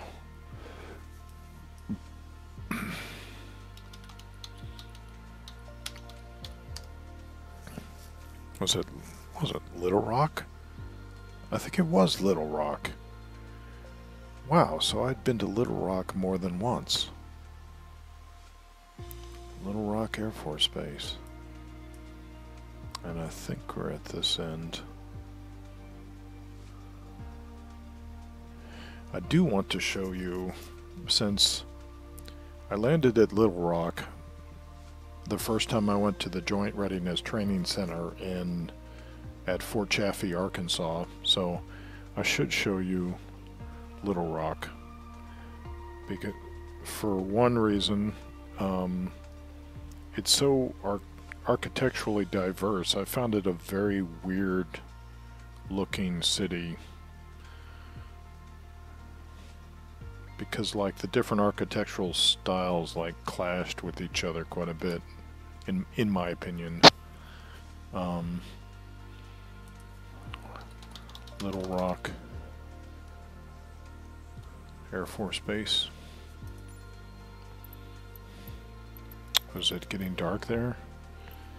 Yeah, probably.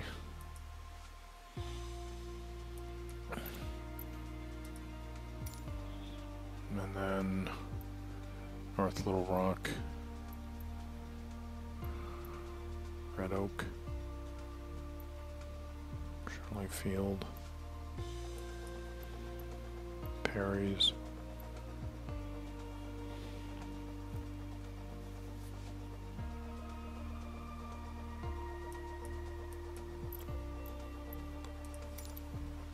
Try this. And it may be getting too dark to go to Fort Chaffee, we'll see.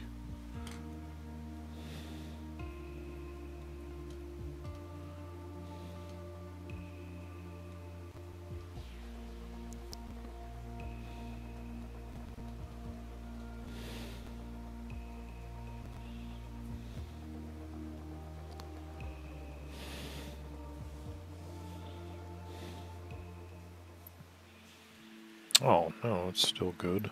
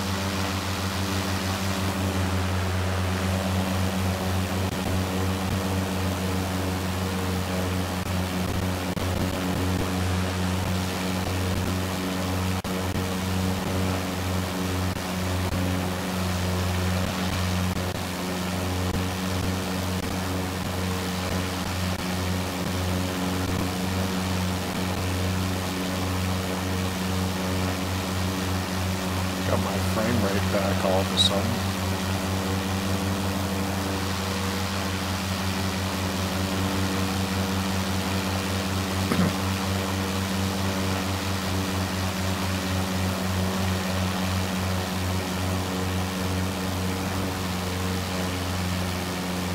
Assuming this is Little Rock over here.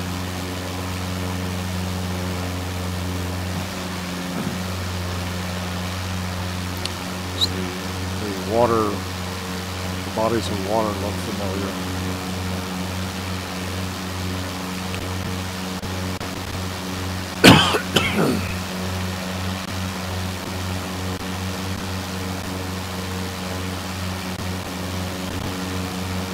And I'm not sure, is that Conway on the left?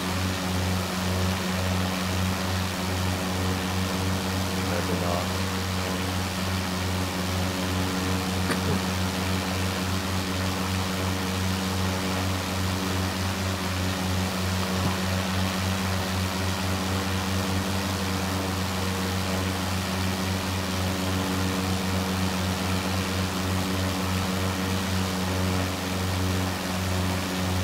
Oh, okay, I think I see it in the distance.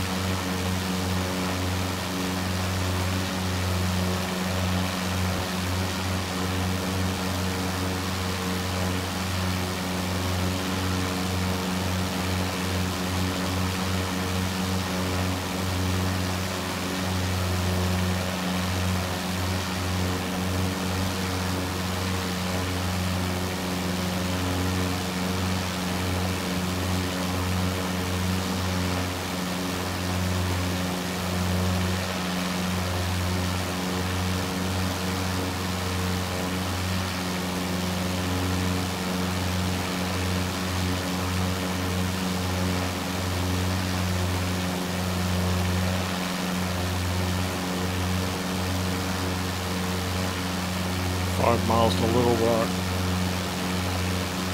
Or nautical miles.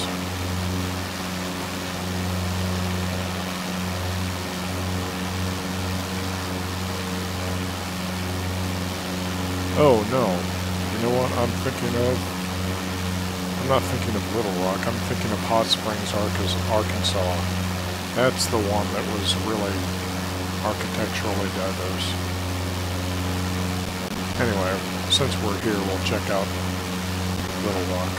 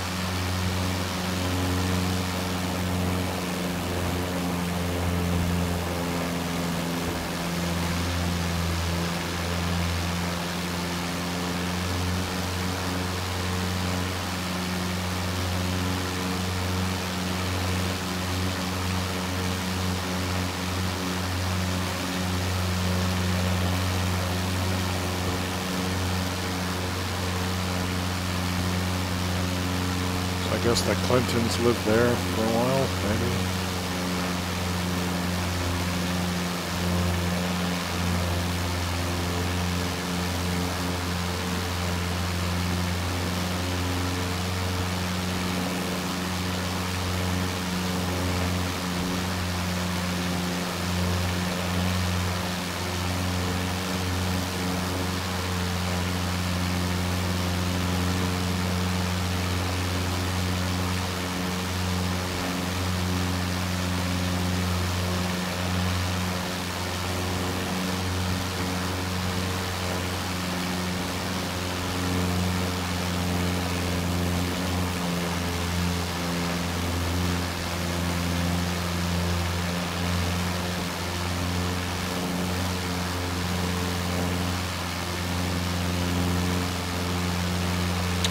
Okay, so enough of that.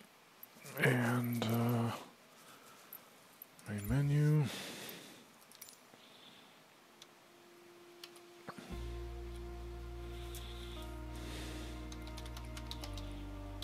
Oh, wait, first Davis Field. Let's see if that's it. No.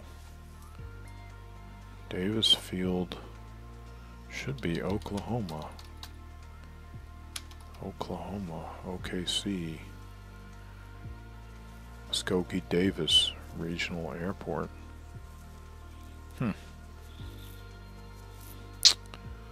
Okay, let's see if we can see it.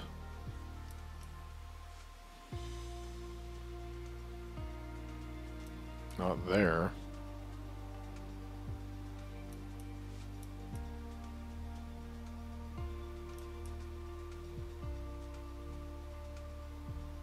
And not there anymore that I can see.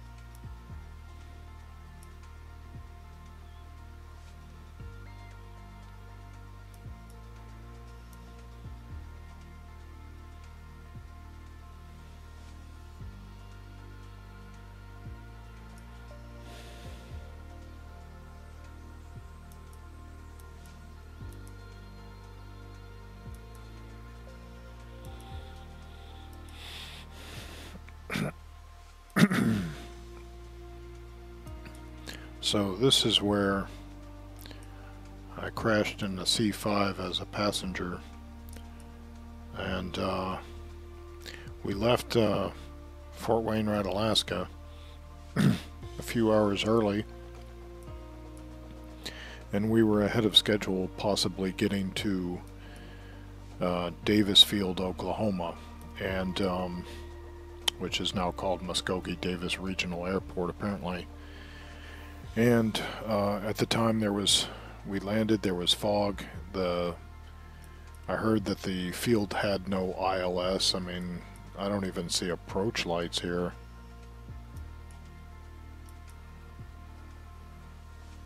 Not, you know, racks of approach lights anyway. Well, wait, there's one. And it used to be, when I looked at satellite views of this area, I thought I could see the trench that was gouged by the C5, because one set of our landing gear was completely snapped off at the pylon and or the strut, and the wheels on this thing were like as tall as a man. Really large tires on it. And so we bounced around for a while, and then finally just came to a dead stop once we hit the asphalt, I guess. So,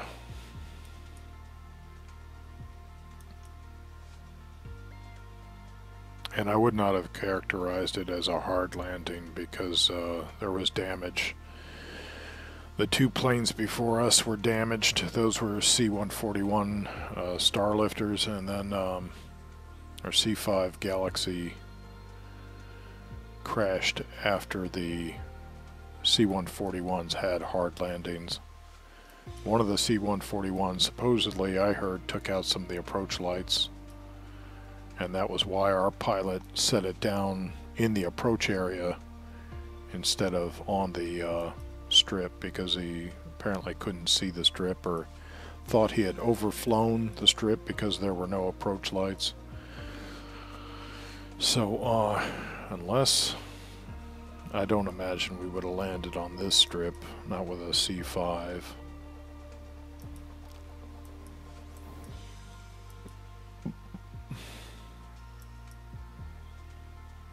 And I don't really see any gouges there either. So Muskogee Davis Regional Airport. So the second time I went to JRTC,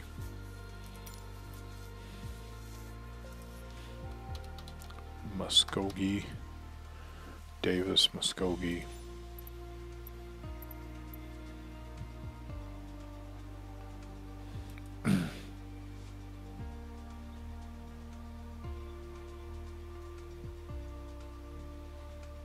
I believe we came from this direction. Set as departure. Set as arrival.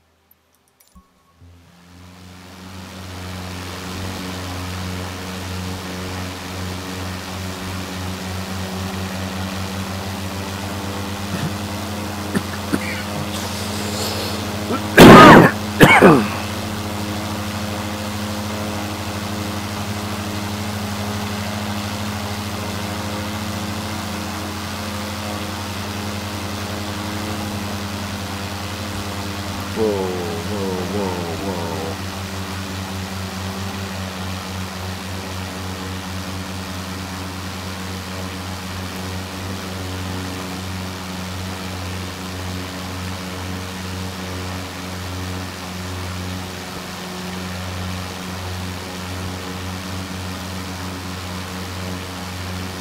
Actually, you know what? It might have been at this end.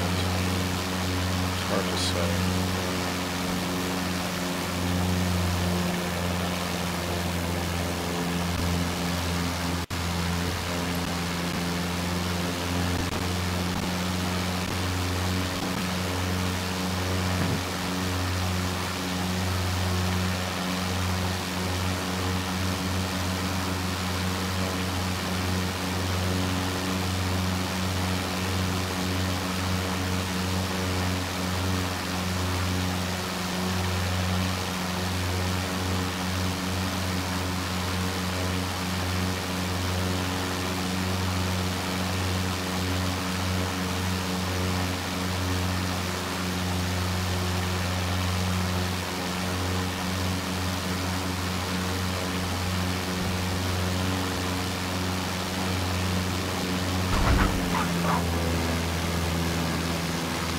Just for old time's sake.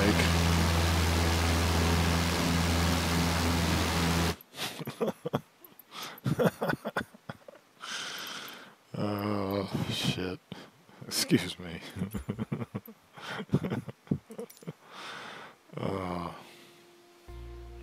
Yeah, so after crashing in a C5,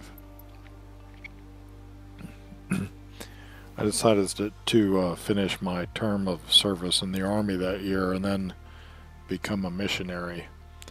But that's for another chapter. And, okay, so we gotta find Fort Chaffee. Arrowhead Arrowhead Assault Strip, Fort Chaffee. Yeah, baby. Yeah. I think this is smack dab in the game zone, if you want to call it that, for the Joint Readiness Training Center. We'll have to see Arrowhead Assault Strip. Let me look this up on regular Google. Arrowhead Assault Strip.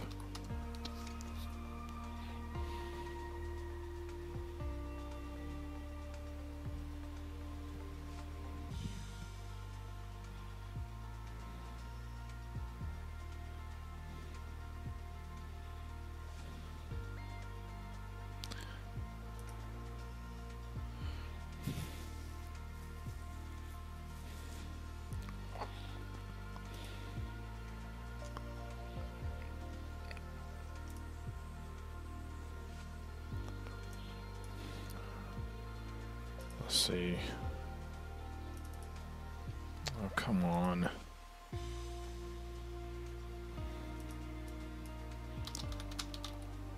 Chaffee, Arkansas.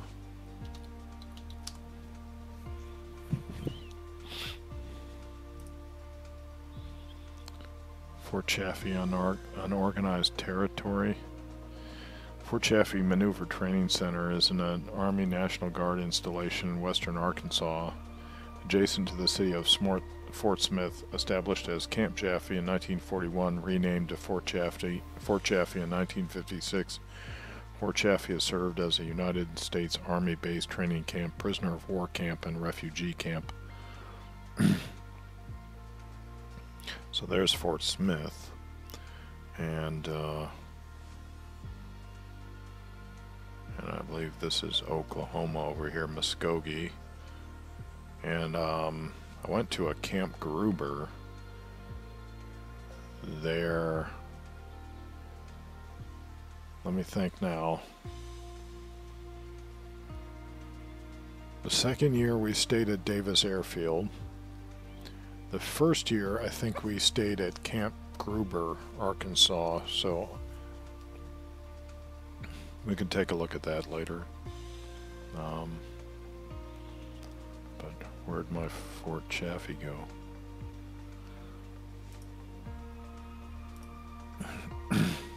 Oh, right here. Okay, so Fort Smith, and then just head southeast. And I guess this is the whole game area. Where's... Or did they just declare the whole post unorganized territory? Whatever that means. So I'm not seeing Fort Chaffee.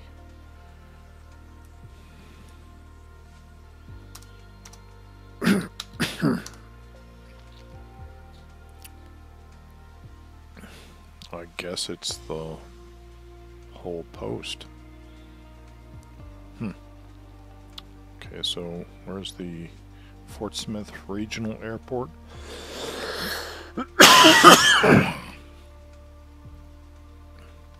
And Arrowhead Assault Strip.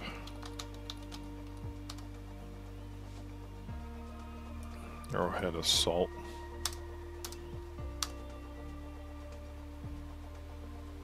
Well, now you can't find it. Whatever. Let's just go to Fort Smith Regional Airport. Arrowhead Assault Strip. Kazoo. Can this thing... Kazoo? No.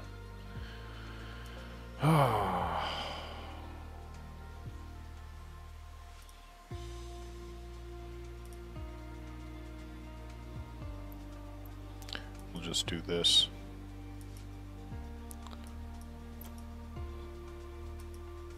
Set as departure. What is this? Fort Smith Regional. Yeah, so this must be the game area. Set as arrival.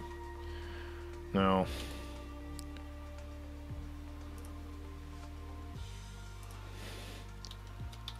Google Joint Readiness Training Center, Fort Chaffee, Arkansas.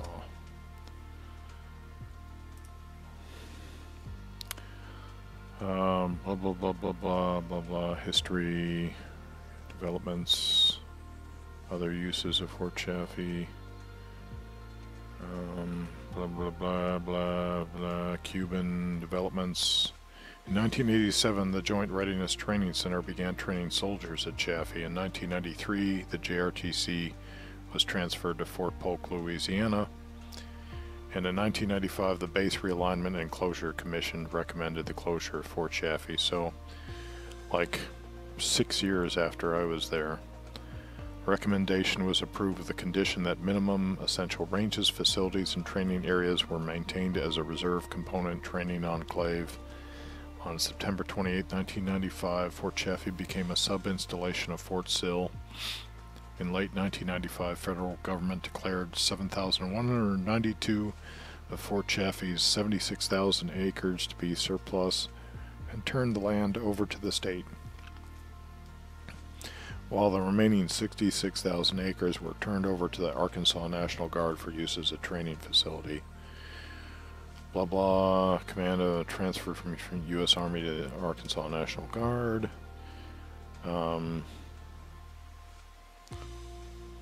Fort's Ebbing Air National Guard Base Fort Smith has used the fort's Razorback range for target practice with their A-10s until January 2014, when their mission changed, but Razorback range remained under the control of the 188th Wing. This doesn't say much about the it was declared an open post.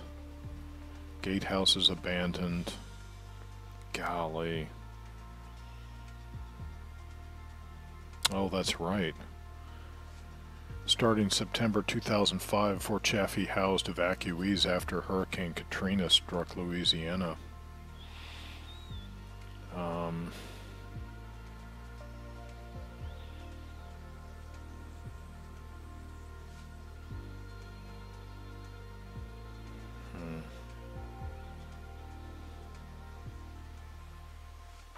Oh yeah, Biloxi Blues was filmed at Fort Chaffee in 1988, which was a year that I was there at JRTC. Soldier's Story in 1984. It's because it had like old World War II barracks. Kind of like the ones you saw in Full Metal Jacket. Well, similar maybe. But I wish it would say something about when the Joint Readiness Training Center was at Chaffee. Yeah, see, it doesn't really say anything there about the scenario.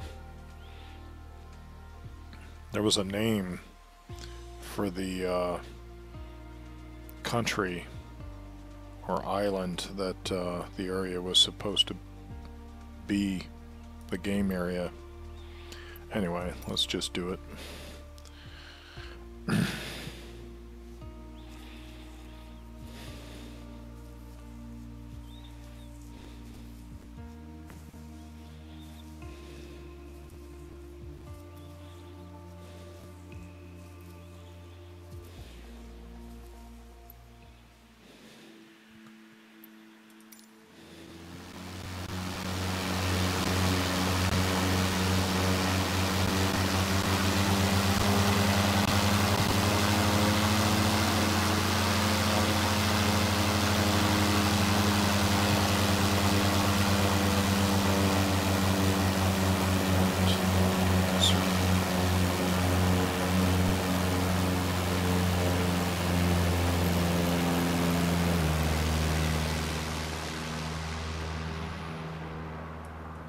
He's gonna crash, isn't he?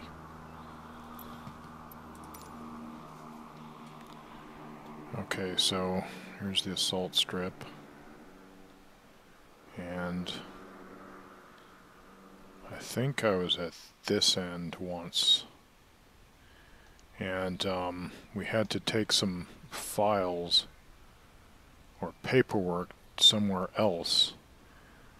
And we're walking around here, and our miles gear started ticking like just beep beep beep, like brief beeps, like beep beep, like something like that, chirping, but not like a steady tone. And so someone was pinging us. So then I started trying to run into the bushes to get some cover, and my supervisor, who was a sergeant first class, and he was like overdue for retirement,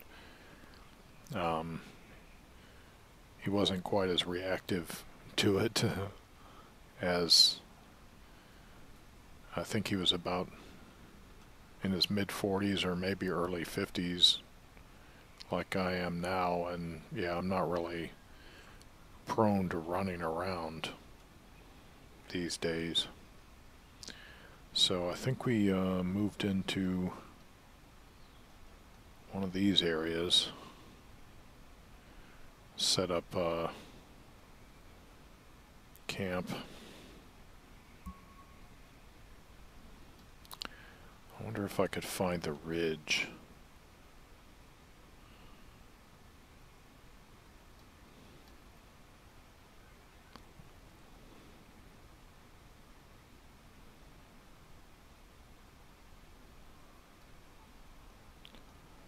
Like, there's a road, and then there's another road. I'm looking for... Looks like there's kind of a road there, but not really.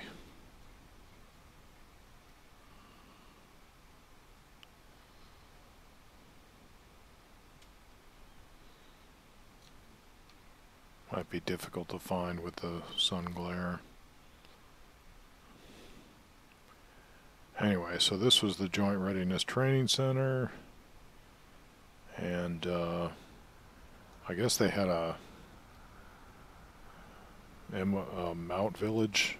Maybe this is just developed now.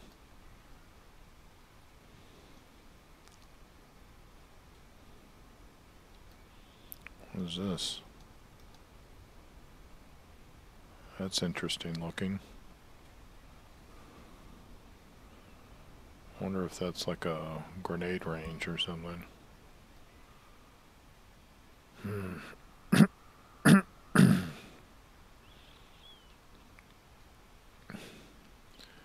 So that's at least the game area of Fort Chaffee.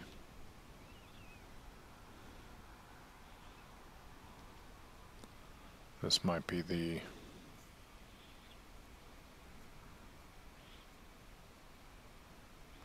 fort proper over here, where you had to get ready for the thing.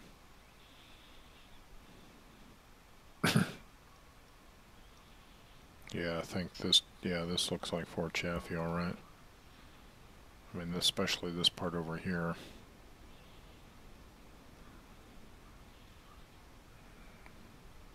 Yeah, look at these World War II barracks. And I think on, like, one of these roads I had to do some, like, road guard, directing traffic.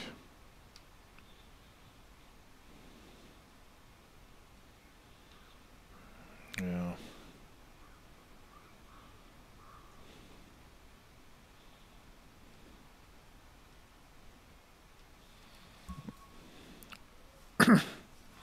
Yeah, these are like storage units, garages. Okay, let's see if we can find Camp Gruber.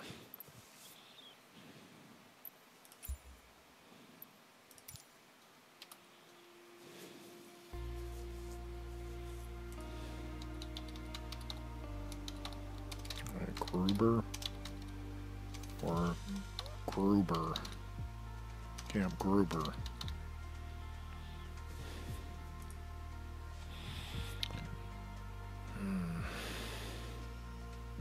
Oklahoma National Guard near Braggs, Oklahoma.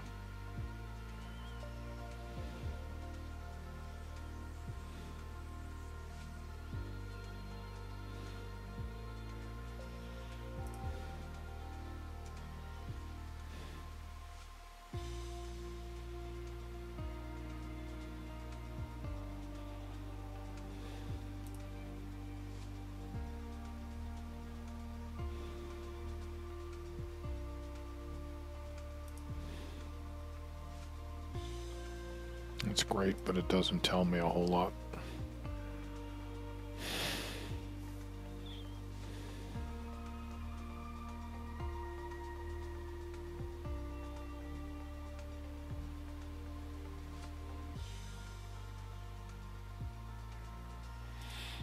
Let's do this. Maps.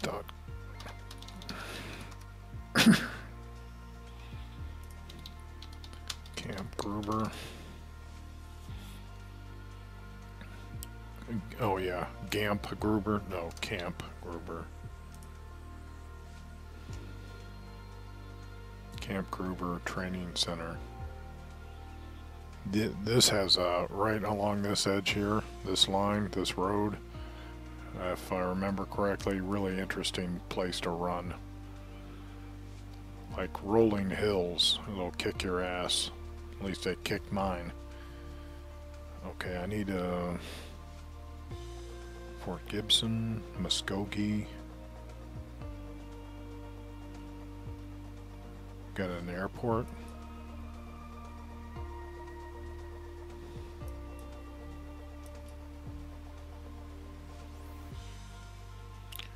Tulsa.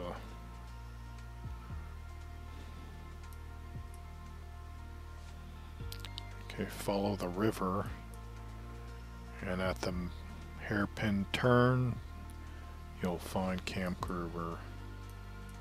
Well, the second hairpin turn anyway. So Tulsa,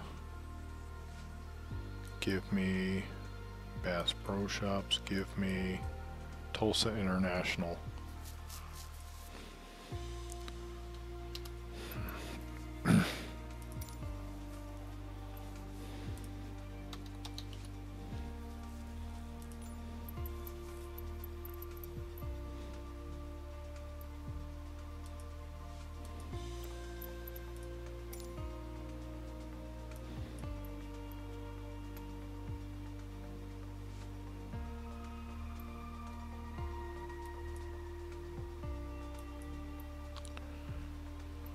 Is that Davis Field again?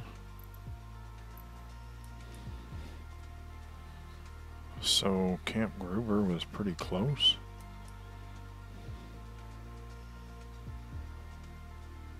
Oh, let's look for the water. Ooh, hard to see up here.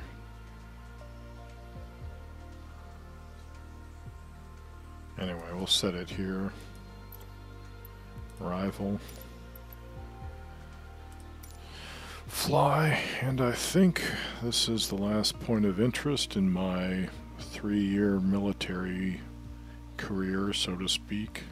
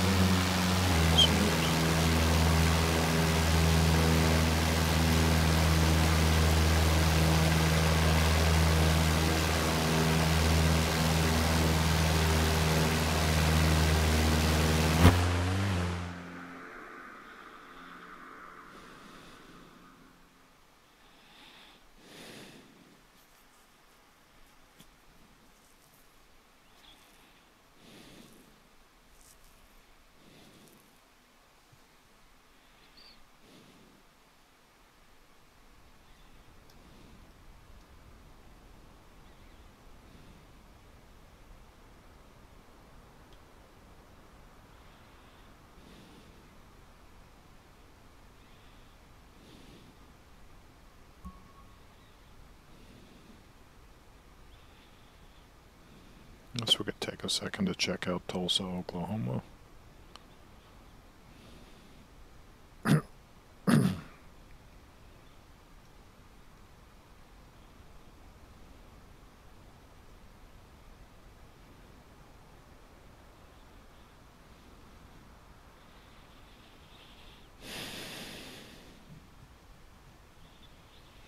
When you start sightseeing like this, you realize there are a lot of Americans in America.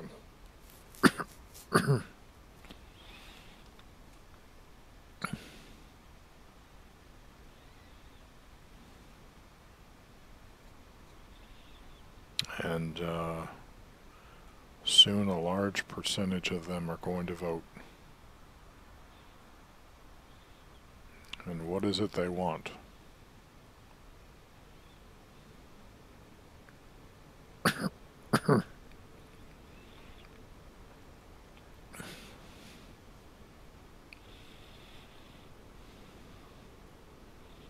A nice long shadow.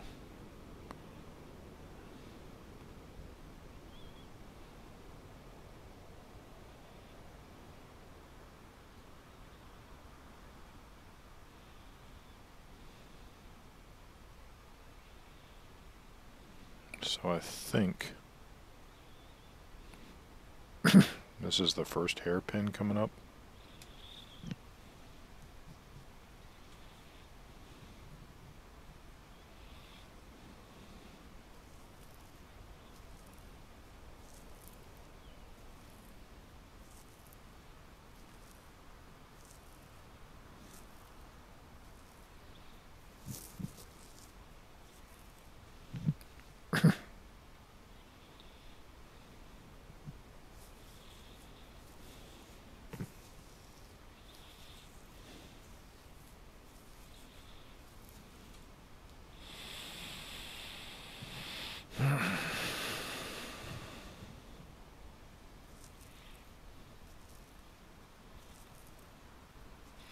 Yeah, I think that the game could incorporate a stronger search engine for finding points of interest more easily. Because I think this game's like really accessible to people who aren't hardcore flight sim players and who just want to do like I'm doing, find points of interest in the world.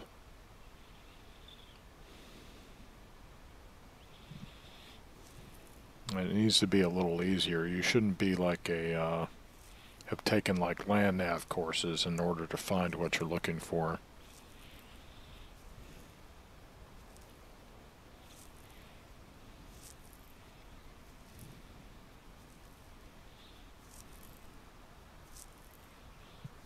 Okay, I'm not sure. Is this it?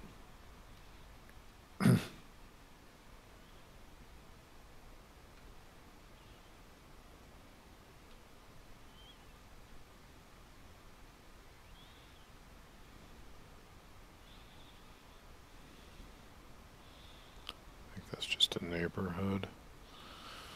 Let's see. Alt tab. Camp Gruber.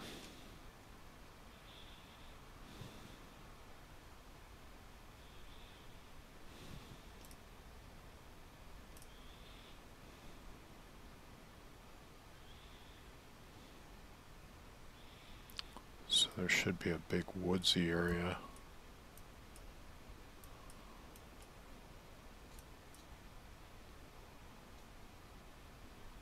Tulsa.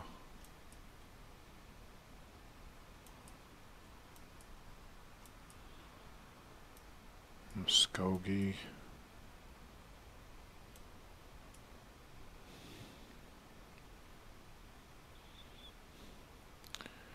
Well, Davis Field should be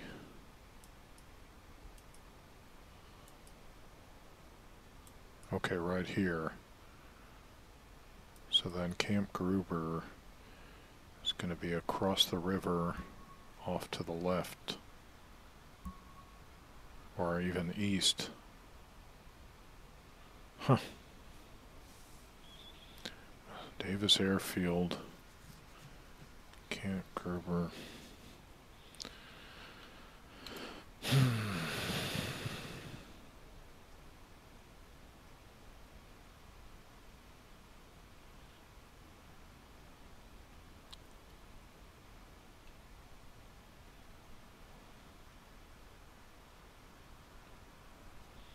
Isn't there a thing here to show me where my travel to final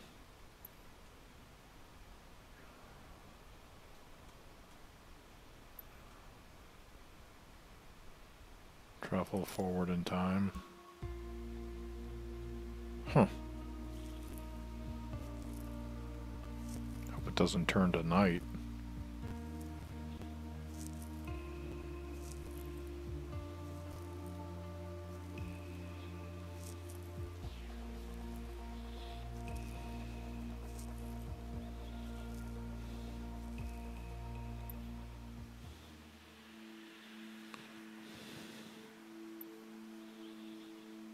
Okay, ready to fly. Function, pause, insert.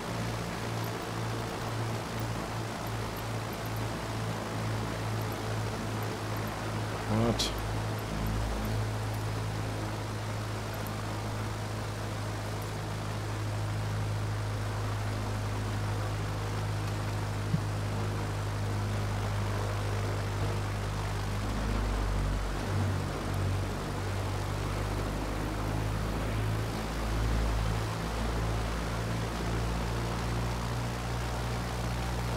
There's Davis. And Camp Gruber's over here.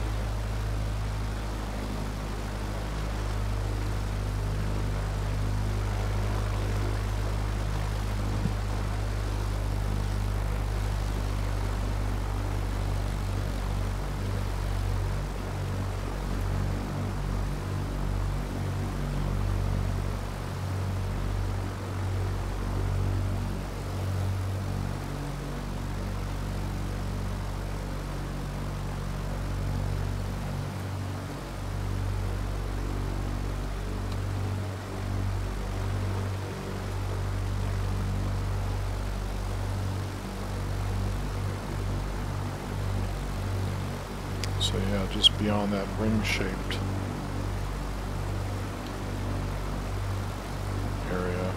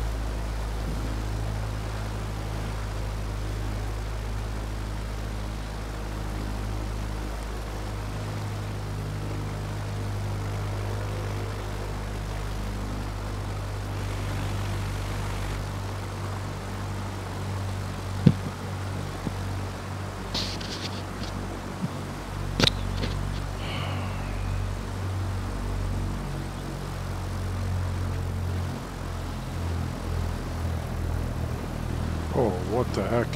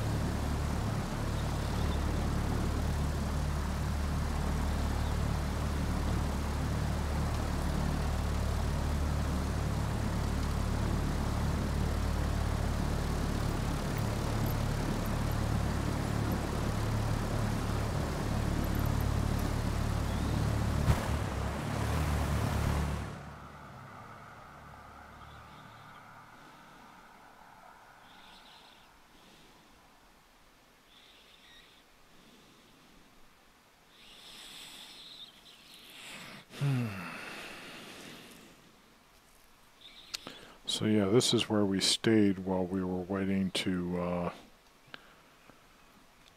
go to JRTC. This is Camp Gruber, and down the road here, like if you went a ways, there was a little gas station. I think this is it. Looks like a house now. And that was like the only place we could go for any snacks or anything at the time.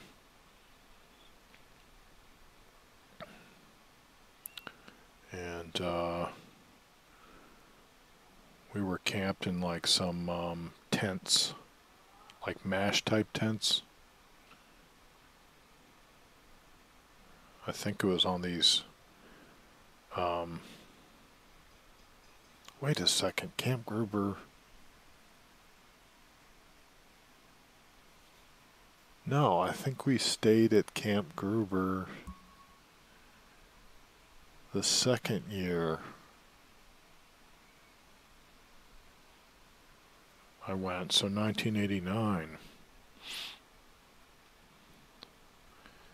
So yeah, on these like asphalt or concrete slabs, I think they'd pitched some MASH tents and we were staying there.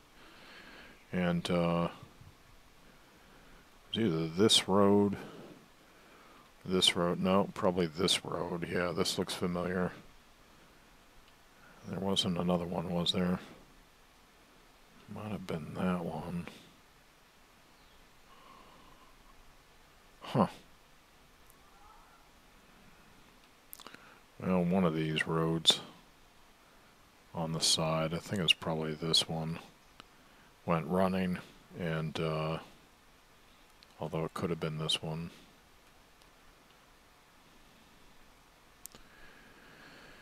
And there were rolling hills, but I don't see them here. That kicked my ass. Huh.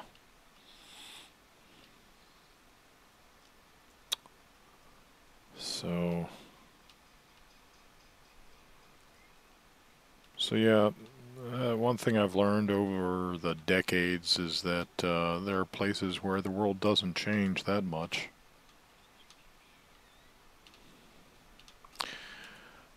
Okay, so I can't think of any other place I went to in the Army that I could show off. So I'm going to leave it there. From there, I left Alaska and went to become a missionary, so I'll have to tell you about that in another chapter. And I'll go ahead and end this broadcast here. If you've been watching, thanks for watching. Thanks for being patient with my poor piloting skills. I really need to take the time to learn how to properly take off and land, but the drone cam is serving my purpose better than flying around in a plane is at the moment. Okay, so I'll see you.